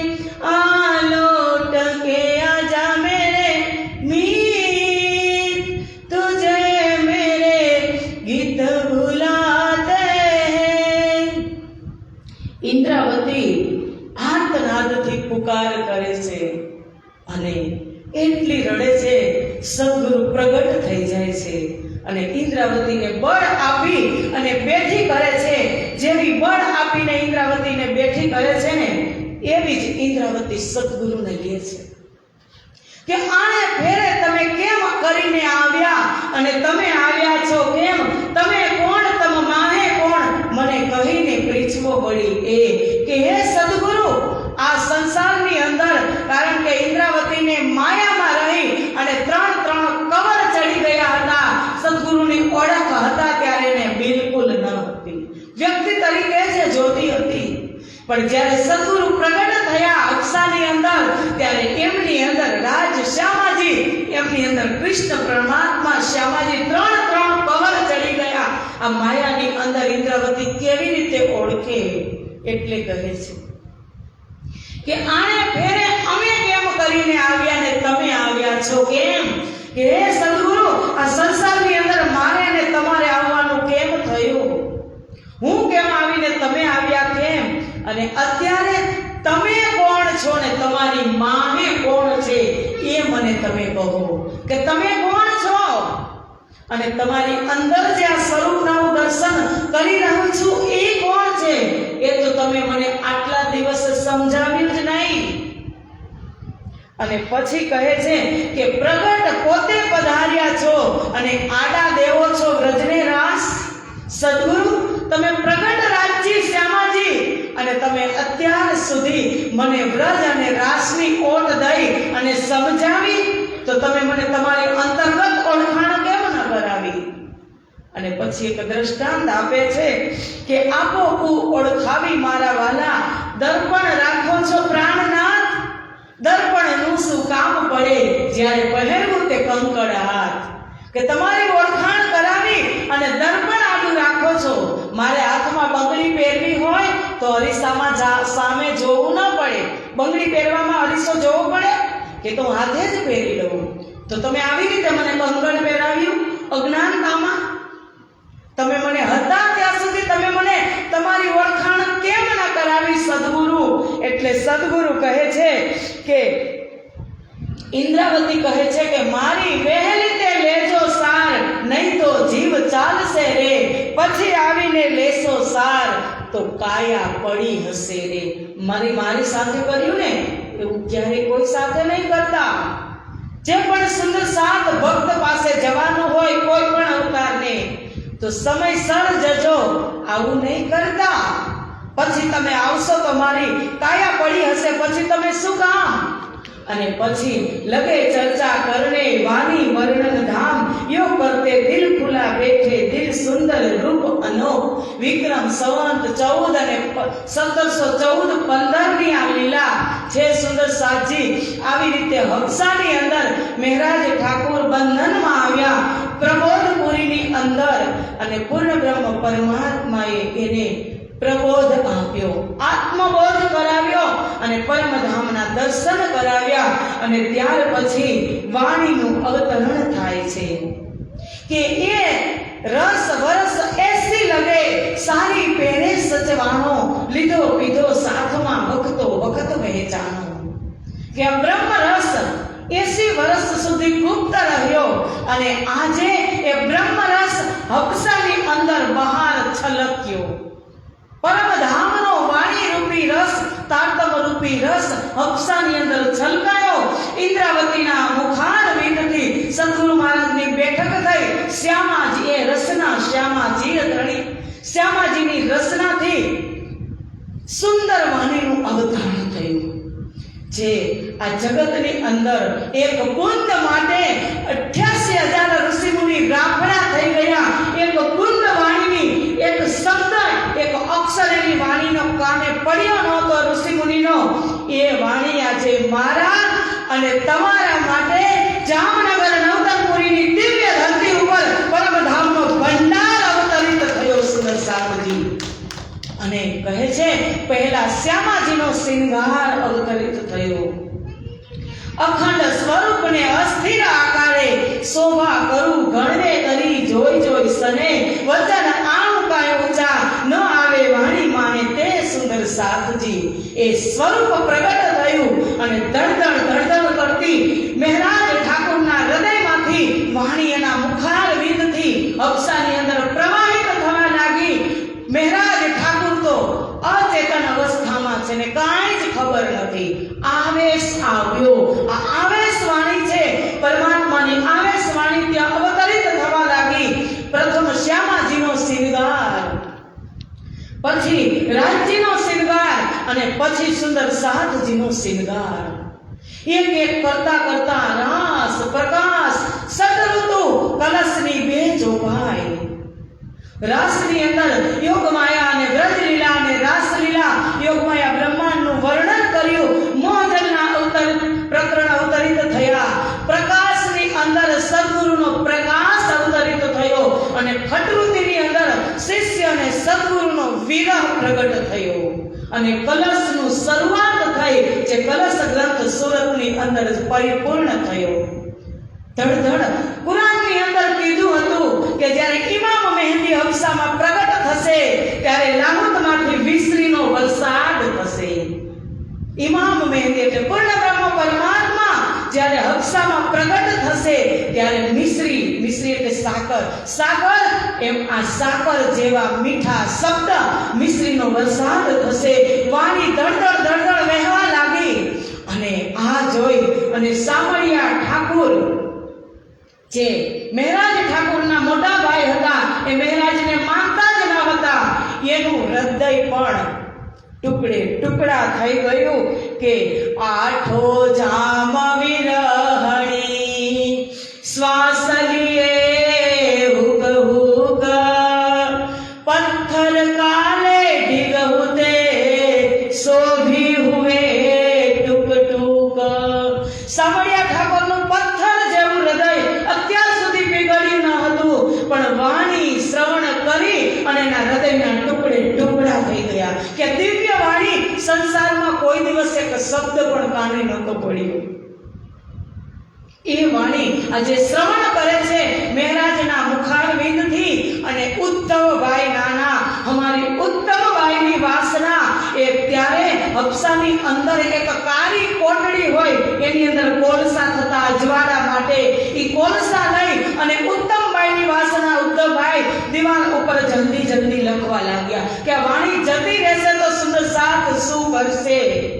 ધન ધન એ ઉત્તમભાઈની વાસના એ મારા ને તમારા માટે શબ્દ રાખ્યા. પેલા દિવાલની અંદર વાણી લખાવા લાગી કોલસાથી.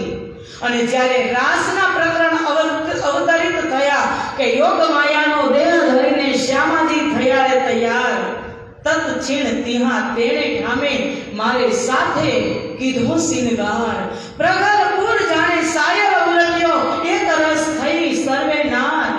એ વાણી જ્યારે અવતરિત થઈ ત્યારે હકીકતની અંદર હબસાની અંદર ગોપીઓ સખીઓના ઘૂંઘરૂનો અવાજ આવવા લાગ્યો.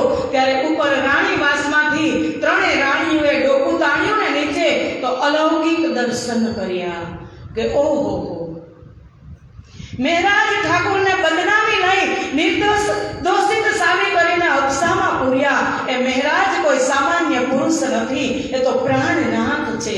બહુ ખોટું કર્યું આ રાજાએ. અને ત્યારે રાણીઓએ જોઈ લીધું કે કોલસામાં દિવાલમાં વાણી લખાય છે. તુરંત જ કાગજ અને કલમ આપી અને ઉત્તમભાઈએ કાગજ અને કલમ ઉપર વિચાર કરો કેટલો રાસ મોટો 47 પ્રકરણ 927 ચોપાઈ. ભલે બધા પ્રકરણ ત્યાં નથી અવતરિત થયા, પણ પ્રેમ લીલાના રામતું બધી જ વાણી હબસાની અંદર પ્રગટ થઈ. કાગજ કલમ આપ્યા અને વાણી એમાંથી એને નોટ કરી અને 1 વર્ષ આમ પૂરું થવા આવ્યું ને તા રાજા આવ્યા અમદાવાદ ટેક્સ ભરીને સમજોતા કરવા ગયા હતા. અને રાણીઓએ રાજાને આગળ આવી અને દરવાજે ઊભી રહી ગઈ અને રાજાને કીધું કે તમે ઘોડા ઉપરથી ત્યારે જ ઉતરશો કે મારો આદેશ માનશો. કે એક તો મહેરાજ ઠાકોરનું ઘર લૂંટી લીધું, તમે બધો સામાન લઈ લીધો, દોષિત સાબિત કર્યા, ચોર કીધા. અને આજે મહેરાજ કોઈ સામાન્ય પુરુષ નથી, એ તો સ્વયં પૂર્ણ બ્રહ્મ પરમાત્મા છે. તમે ત્યારે જ ઉતરશો નીચે. મહેરાજને શિરો પાવ આપી અને તમે વિદાય કરો, નિર્દોષ સાબિત કરી અને તમે વિદાય કરો. કારણ કે સંસારની અંદર કેટલા સુંદર સાથ છે, કેટલી પ્રજા છે, બધાના દિલમાં એમ છે કે મહેરાજ ચોર છે. આજે તમારે જ નામું લખી અને એને નિર્દોષ સાબિત કરવા પડશે. રાજાએ વાત સાંભળી ત્યારે રાજાએ તરત મંત્રીને કીધું કે 5 વસ્ત્ર લઈ આવો શિરોપાવ માટે કે મહેરાજ ઠાકુરને સસન્માનિત વિદાય કરવામાં આવે હબસામાંથી.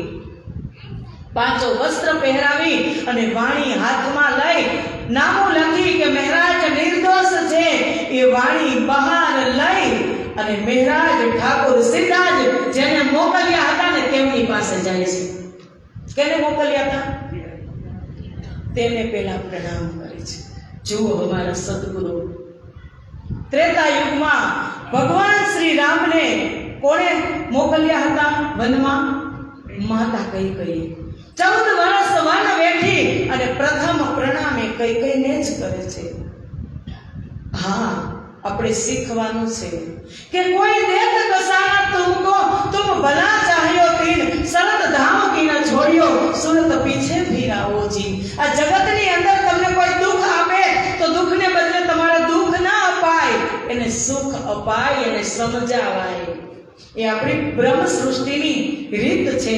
ત્રેતા યુગમાં પણ એ હતી અને હવે તો કલયુગ છે. પ્રાણનાથજી એ વાણી લઈ અને આવે છે. ત્રીજી વખત માયા સાથે યુદ્ધ થયું. પ્રાણનાથજીનું ત્રીજી વખત જીત થઈ કે બાહે ગ્રહીને લઈ નિસારી મેં 3 જુદ કીધા ફરી ફરી. 3 જુદ ફરી ફરી કીધા. પ્રથમ યુદ્ધમાં પણ તેમની જીત થઈ. બીજા યુદ્ધમાં જીત થઈને ત્રીજા યુદ્ધમાં દોષિત થઈ અને ગઈ હતી. નિર્દોષ સાબિત થઈ શિરોપાવ પહેરી અને આવી અને એ પરમધામની દિવ્ય વાણીનો ખજાનો લઈ અને સંસાર માટે ખુલ્લો મૂકી દીધો. બિહારીજી મહારાજને આપે છે કે વાણી અપ્સાની અંદર પ્રગટ થઈ છે. બિહારીજી મહારાજ એ વાણીને જુએ છે. સુન કે ખટૃતિ કે વચન એક બિહારીજી ચમકે. ખટૃતિના વચન જોઈ અને બિહારીજી ચોંકી ગયા કે ઇન્દ્રાવતીએ સદગુરુને ક્યાં રાખ્યા? તો ખટૃતિમાં છે કે સેવા કંઠ માલા ઘાલુ તે હસનંદનીને પોપટ કરું નીલડે પંખ પ્રેમ તણા પાજરા માહે ઘાલીને ખાવું સાકને દ્રાખ. કે મારા સદગુરુ ખટૃતિ ગ્રંથની અંદર લખ્યું, અવતરિત થઈ કે મારા સદગુરુને મેં મારા હૃદય રૂપી પિંજરાની અંદર બંધ કરી દીધા છે અને હું શાકની દ્રાખ બની ગઈ. હવે સદગુરુ ક્યાંય જશે નહીં. એવા મારા સદગુરુ. અને બિહારીજીને આ ખબર પડી કે સદગુરુ તો હું છું. બોલો શ્રી પ્રાણનાથ પ્યારે કી. બિહારીજી મહારાજ કહે છે કે મહારાજ તે આટલો બધો વિરહ કર્યો, મારે ને તારે વધારે દૂરી ન હતી. સદગુરુ તો હું છું અને આટલો તે વિરહ કર્યો તો વિરહ બધો મારી ઉપર પડ્યો. હું પણ દુખી થયો. બોલ તેની સજામાં તારે શું જોઈએ? હજુ સજા બોલો, હજુ સજા. કે આની સજા હું તને શું આપું? કે હું અહીંયા જ હતો તો તે મારો વિરહ કર્યો, તે બધો જ વિરહ મારી ઉપર પડ્યો. સદગુરુ સદગુરુ સદગુરુ કહીને તે વિરહ કર્યો. પણ એને શું ખબર કે અસલ કોણ છે? બિહારીજી મહારાજ ઠાકોર નત મસ્તકે ઊભા છે બિહારીજી સામે અને બિહારીજી કહે છે કે હવે આ વાણી કોઈ પણ સુંદર સાથને કેવી નથી. તમે જેમ હતા એમ જાગરી કાર્યમાં લાગી જાઓ. વાણી ન દઈ પસરને, કારણ કે આ વાણી સુંદર સાથ જોઈ લેશે, દર્શન કરી લેશે તો બિહારીજી કહે છે કે મને કોણ પૂછશે? એટલે વાણીને ગુપ્ત ઢાંકી અને મૂકી દીધી. કોઈ સુંદર સાથનેની ઝલક પણ આવવા દીધી નથી. બધા જ સુંદર સાથને ખબર હતી કે દિવ્ય વાણી પ્રગટ થઈ છે. કોઈને તેના દર્શન પણ થયા નહીં. 14-15 વર્ષ સુધી ત્યાં સુધી બિહારીજી મહારાજ પાસે વાણી નહીં. અને આ બાજુ સમય થઈ ગયો હતો વિક્રમ સંવત 16 અને 17 નો સમય થવા આવ્યો. ત્યારે દિવાન પદે હતા. એટલે ત્યાંના રાજા મહારાજને કહે છે કે તમે જુનાગઢ ગામ વસાવવા મારા આદેશથી જાઓ. મહારાજ ઠાકુર જામનગરથી જુનાગઢ વસાવવા જાય છે. ત્યારે રસ્તામાં ધોરાજી ગામ આવે છે અને ત્યારે તો ચાલતા તો જવાનું. એટલે ત્યાં પડાવ રહ્યો ધોરાજી. સવારે ઉઠી અને જ્યારે સેવા પૂજા ધ્યાન ચિંતન કરવા જ્યારે બેસવાનું નદીના કિનારે થયું, ભાદર નદી જશે કદાચ, એ નદીના કિનારે બેસવાનું એક આસન ઉપર ધ્યાન ચિંતન કરી રહ્યા છે મહેરાજ ઠાકોર. અને આગળથી આવે છે તેજ કુંવરીની ઉંમર લગભગ 17-18 વર્ષની ઉંમર, અને પિતા વ્રસભાનજી નહીં, એ તો વીરજી ભાણજી નહીં, અને પ્રેમજી થાવરજી. વીરજી ભાણજી, પ્રેમજી થાવરજી એ કુતિયાણાના, હા, અને વીરજી ભાણજી ધોરાજીના. વીરજી ભાણજી ધોરાજીના એ પિતાશ્રી સાથે આવે છે જલ ભરવા માટે, અને દૂરથી મહેરાજ ઠાકોરને જુએ છે તો તેજ કુંવરી 17-18 વર્ષની ઉંમર અને ઘૂંઘટ કાઢે છે, લાજ કાઢે છે. ત્યારે પિતાજીને આશ્ચર્ય થાય છે કે બેટા, હજી તો તારી સગાઈ નથી થઈ, શાદી નથી થઈ, અને તે પડદા કેમ કર્યા? ત્યારે તેજ કુંવરી કહે છે કે સામે જે દિવ્ય પુરુષ છે તે મારા પૂર્વ જન્મના પતિ છે. એટલે તેમના પિતાશ્રીને એમ થાય છે કે અમને પૂર્વ જન્મ કેમ યાદ? કેવું ન હોઈ શકે તો કહે છે કે જાઓ તમે તેને પહેલા જઈને પૂછો કે તેમનું નામ મહેરાજ ઠાકુર છે. એટલે પિતાશ્રીએ જઈને પૂછ્યું કે તમારું નામ મહેરાજ ઠાકુર? એટલે કીધું કે હા. એટલે પુત્રીને લેવા આવે છે કે તે જ છે. એટલે તેજ કુંવર કહે છે કે તમે પૂર્વ જન્મના મારા પતિ છો મહેરાજ ઠાકુર. તમારા પિતાશ્રીનું નામ કેશવરાય, માતાનું નામ ધનબાઈ. એટલે મહેરાજ ઠાકુર કહે છે કે મારા પિતાશ્રીને તો આખું જામનગર અને આ બધા એરિયામાં ઓળખે, કારણ કે મારા પિતા દિવાન હતા અને હું પણ દિવાન હતો, એટલે મને બધા જ ઓળખે. એમ હું ન માનું. ત્યારે તેજ કુંવરી કહે છે કે તમે 5 ભાઈનો પરિવાર હતો, જ્યારે તમને સદગુરુ પ્રત્યે સ્નેહ બંધાણો, અને જ્યારે તમે વિરક્ત અવસ્થામાં હતા ત્યારે હું ફૂલબાઈના અવતારમાં હતી. તમે મારા બધા જ આભૂષણ લઈ અને સદગુરુ મહારાજના શરણે સમર્પિત કરી દીધા હતા. હવે તો સાચું ને? ત્યારે મહેરાજ ઠાકુર માને છે, અને ત્યારે ગાંધર્વ વિવાહથી પાણી ગ્રહણ કરી અને તેજ કુંવરીને સાથે જુનાગઢ લઈ જાય છે. અને જુનાગઢમાં જઈ અને જુનાગઢ તેજ કુંવરી સાથે જાય છે. અને જે કાનજીભાઈ હતા ને, સામાન એકત્રિત કરવા વાળા સુંદરસા જામનગરમાં, એ મહેરાજ બંધનમાં આવ્યા પછી કાનજીભાઈ ગયા હતા જુનાગઢ નોકરી કરવા. ત્યાં એક દિગ્વિજય પંડિત હરજી વ્યાસ એમના ઘરે તે નોકરી કરતા હતા. અને કાનજીભાઈને પણ એક જુદું ઘર આપ્યું હતું. અને મહેરાજ ઠાકુર તેજ કુંવરીને લઈ અને કાનજીભાઈની ઘરે જાય છે અને ત્યાં રહે છે. અને પછી કાનજીભાઈ એ હરજી વ્યાસના નોકર તરીકે સેવા બજાવતા હતા. અને હરજી વ્યાસ બીમાર પડ્યા ત્યારે તેમના દીકરાઓ ગાયના પૂંછડે તેમને દાન દેવડાવતા હતા. એટલે હરજી વ્યાસે કીધું કે મૂર્ખાઓ, મને આ સંસારની અંદર રાખીને તમારે શું છે? હું આ ઈંડનો નથી, હું આ જગતનો નથી. એટલે કાનજીભાઈ પાસે તો તારતમ હતું, એટલે એને વિચાર્યું કે આને આમ કીધું કે હું આ ઈંડનો નથી તો આ ક્યાંના હશે? અને ફરી પાછું એને એમ કીધું કે હું એક દાજ લઈ અને મનમાં જાઉં છું. હરજી વ્યાસે કીધું કે હું કે દાજ લઈ અને મનમાં જાઉં છું કે મારા જેવો કોઈ દિગ્વિજય પંડિત નથી, જેની મેં હા કીધી એની કોઈ ના કહી શક્યું નથી, અને જેની મેં હા કીધી એની કોઈ ના કહી શક્યું નથી. એવું એને ઘમંડ હતું. ત્યારે કાનજીભાઈએ આવી અને શ્રીજી મહારાજ પ્રાણનાથજીને વાત કરી કે હું જેમની ઘરે જાઉં છું એ હરજી વ્યાસ, એનો અંતિમ સમય છે, અને આવું બોલ્યા. ત્યારે શ્રીજીએ કીધું કે તમે એને સાજા કરો, તમે એની સેવા કરો છો તો સારી દવા, સારો ખોરાક ખવડાવી અને તમે એને જીવતા રાખો. આપણે એમની સાથે શાસ્ત્રાર્થ કરવો છે. અને કાનજીભાઈ સેવા કરવા લાગ્યા હરજી વ્યાસની. તાજી તાજી તરકારી શાકભાજી લઈ આવી, દાળ રોટી બનાવી અને સુંદર ભોજન, સ્વાદિષ્ટ ભોજન જમાડે હરજી વ્યાસને.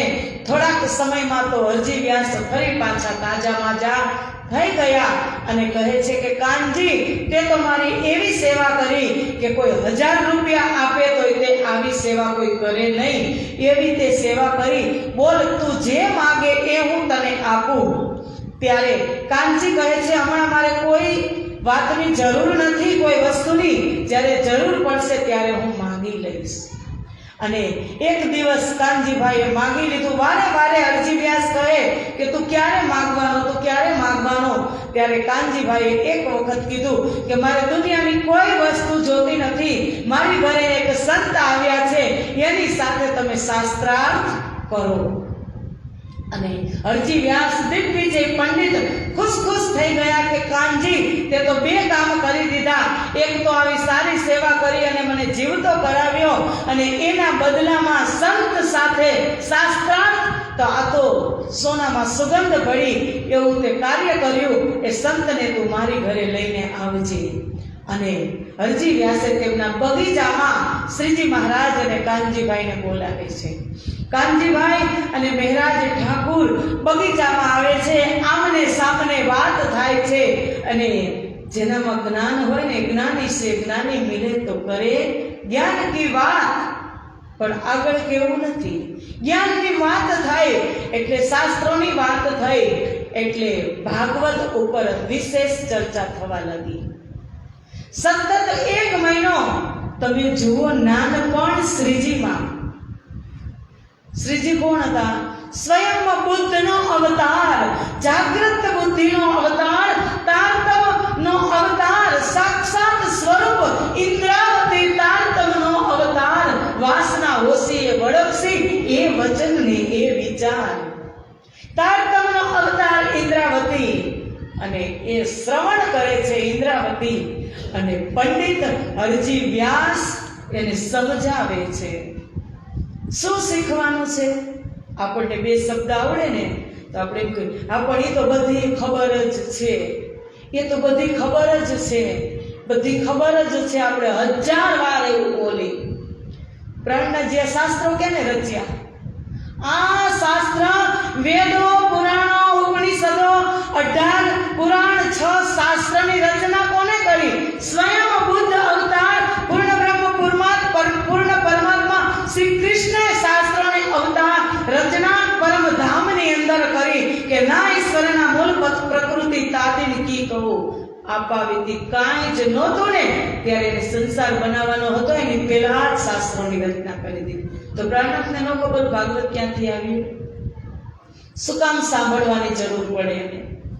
પણ આ લીલા મને ને તમને નમ્ર બનાવવા માટે કે જ્યાં જ્યાં ગરીબી લીજે સાથ में त्यों त्यों धनी को पाइए मान. ए 2 दिन का लाभ लेना कोई चेत लीजो चतुर सुजान. કે ગરીબી ધારણ કરવાની હોય એટલો જ્ઞાનનો અવતાર હોવા છતાં સાંભળે છે. અને સાંભળતા સાંભળતા અરજી વ્યાસ, કારણ કે પકડાઈ જાય, અધૂરું જ્ઞાન હોય, અધૂરા ઘડા હોય ને એ વધુ છલકાય.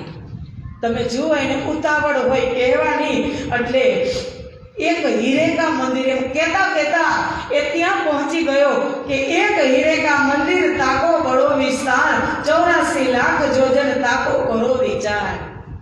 કે વિરાટનું વર્ણન કરે છે, પાતાળથી લઈ અને 14 લોક બ્રહ્માંડનું વર્ણન કરે છે અરજી વ્યાસ. અને એમાં એ જગ્યા આવે છે કે એક હીરાનું મંદિર છે અને 84 લાખ યોજનની અંદર મોટી પડસાલમાં છે. અને એ ઠોર હે કિનકી સો કહો મોહે સુકન. પ્રાણનાથજીએ કીધું કે એ જગ્યા ક્યાં છે? મને હરજી વ્યાસ એ જગ્યા તમે બતાવો. હવે વિરાટનું જ્ઞાન હોય તો બિચારા બતાવે, વિરાટનું જ્ઞાન ન હોય તો શું કહે? એટલે હરજી વ્યાસે કીધું કે અક્ષરની જગ્યા છે. એટલે તો પ્રાણનાથજી એકદમ આમ ટટ્ટાર થઈ ગયા કે અક્ષર સુધી તો આ પહોંચી ગયો, ત્યાં સુધી તો આને ખબર છે, હવે શું કહેશે? એટલે કાનજીભાઈ કહે છે કાનમાં કે ધણી કુછ અક્ષરાતીત કી પૂછો બાત, કે હવે અક્ષરાતીતની વાત તો તમે પૂછો.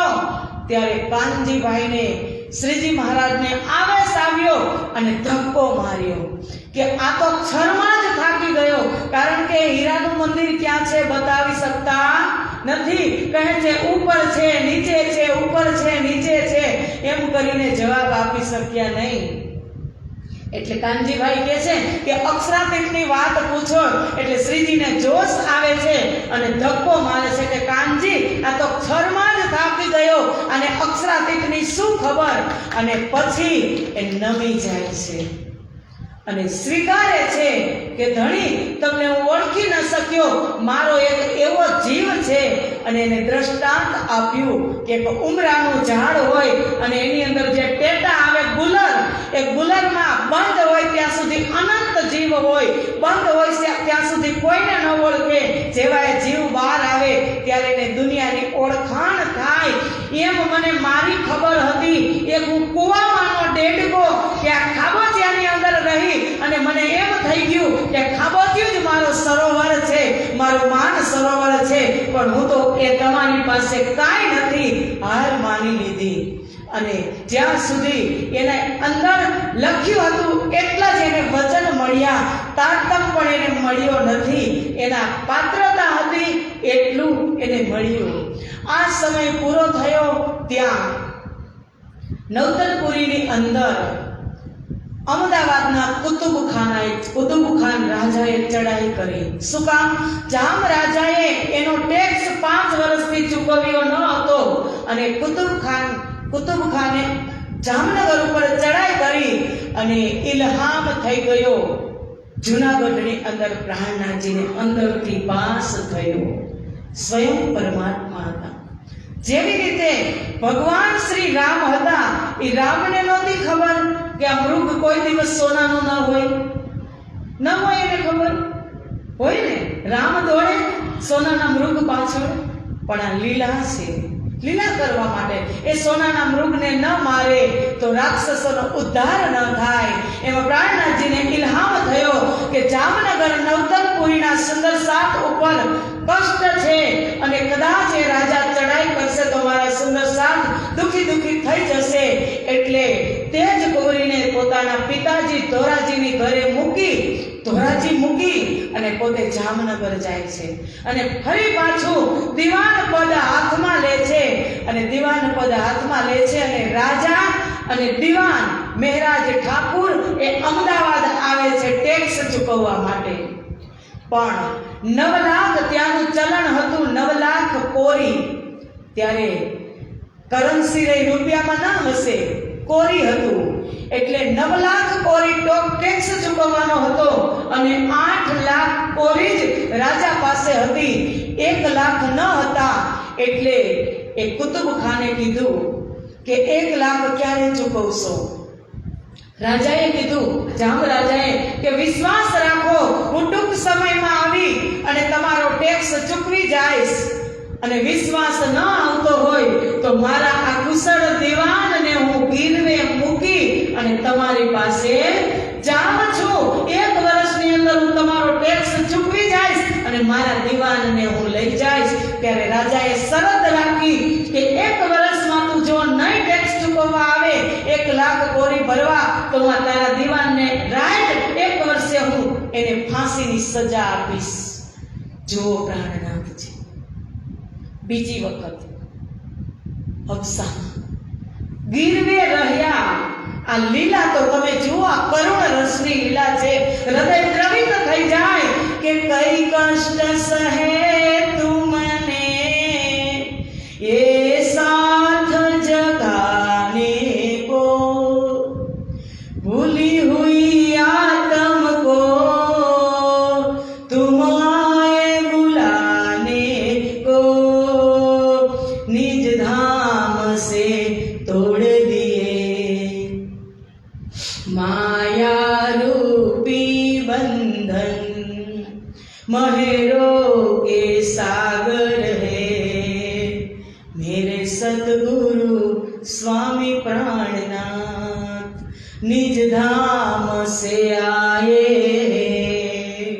ब्रह्म सृष्टि के कारण। श्री निज घर के मालिक उतरे इस धरती पर, स्वयं पूर्ण ब्रह्म परमात्मा આ સંસારની અંદર આવ્યા અને મારા તમારા જેવું તન ધારણ કરી લીલા કરે છે. આજે ફરી એક ગીરવે મુકાવા જઈ રહ્યા છે. 1 વર્ષ પૂરું થવા આવ્યું અને એ રાજાએ ઢંઢેરો પીટાવી દીધો. અહીંયા કાનજીભાઈને ઇલ્હામ થયો. કાનજીભાઈ જામનગર હતા. એ દોડમાં દોડ ધોરાજી આવ્યા અને તેજપુરીને કીધું કે તમારા 1 જોડી કપડાં મને આપો, મારે અમદાવાદ જવું છે. હવે હું તમને દીવ બંદરમાં મળીશ, ત્યાં સુધી હું મળીશ નહીં. તેજપુરીના કપડાં લઈ અને કાનજીભાઈ અમદાવાદ આવે છે, જ્યાં શ્રીજી મહારાજ મહેરાજ ઠાકુર ગીરવે હતા, ત્યાં કુતુબ ખાનને ત્યાં. અને ત્યાં ગામની અંદર ઢંઢેરો પીટાવાઈ ગયો કે જામનગરનો કુશળ દિવાન કાલે એને ફાંસીની સજા આપવામાં આવશે. આખા નગરને ખબર પડી ગઈ અને ફાંસીની સજા આપવામાં આવે ને ત્યારે એની અંતિમ ઈચ્છા પૂરી કરવામાં આવે. ત્યારે તેમની કાનજીભાઈએ તેજપુરીના કપડાં પહેરી અને કીધું એના ઘરના સદસ્યને પણ મળવા દેવામાં આવે. એટલે કાનજીભાઈએ સ્ત્રીના કપડાં પહેરી લાજ કાઢી અને ત્યાં ઊભી રહી ગઈ કે મારે મારા પતિને મળવું છે. એને અંદર જવા દેવામાં આવી અને મહેરાજ ઠાકુરને અંદર જઈ અને ઘૂંઘટ ઉઠાવે છે, ત્યાં જોવે છે મહેરાજ. તો કાનજીભાઈ મહેરાજ ચોંકી ગયા કે કાનજી, ફાંસીએ તો મારે ચડવાનું છે, તું કેમ આવ્યો? ત્યારે કાનજીભાઈ બોલે છે કે સતગુરુ, હે મારા સાથી, તમારી જરૂરત છે સુંદર સાથની, કારણ કે સદગુરુએ ધર્મની ધૂસરી તમારા કાંધે નાખી છે અને આજે અટકી જશે તો સાથ બધો ક્યાં જશે?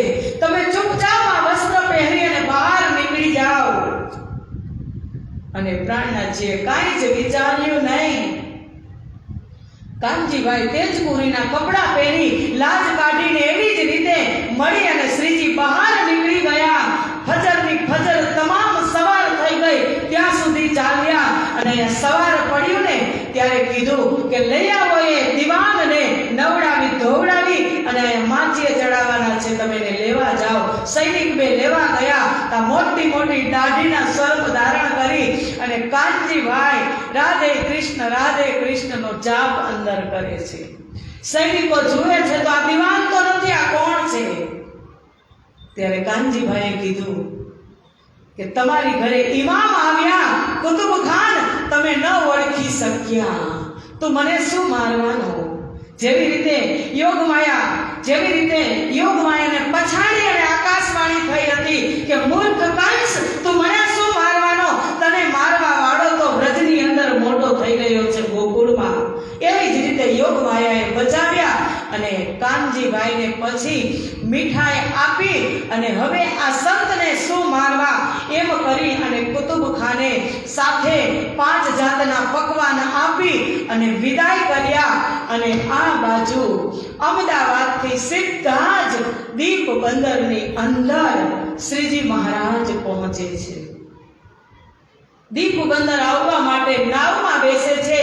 ત્યાં પણ ઘણા રાસના પ્રકરણ ઉતરે છે કે હવે પેલા મોહજલ ની કहुवात તે તા દુઃખ રૂપી દિન રાત દાવાના મળે કઈ વાત તેની કેટલી કહું વિખ્યાત.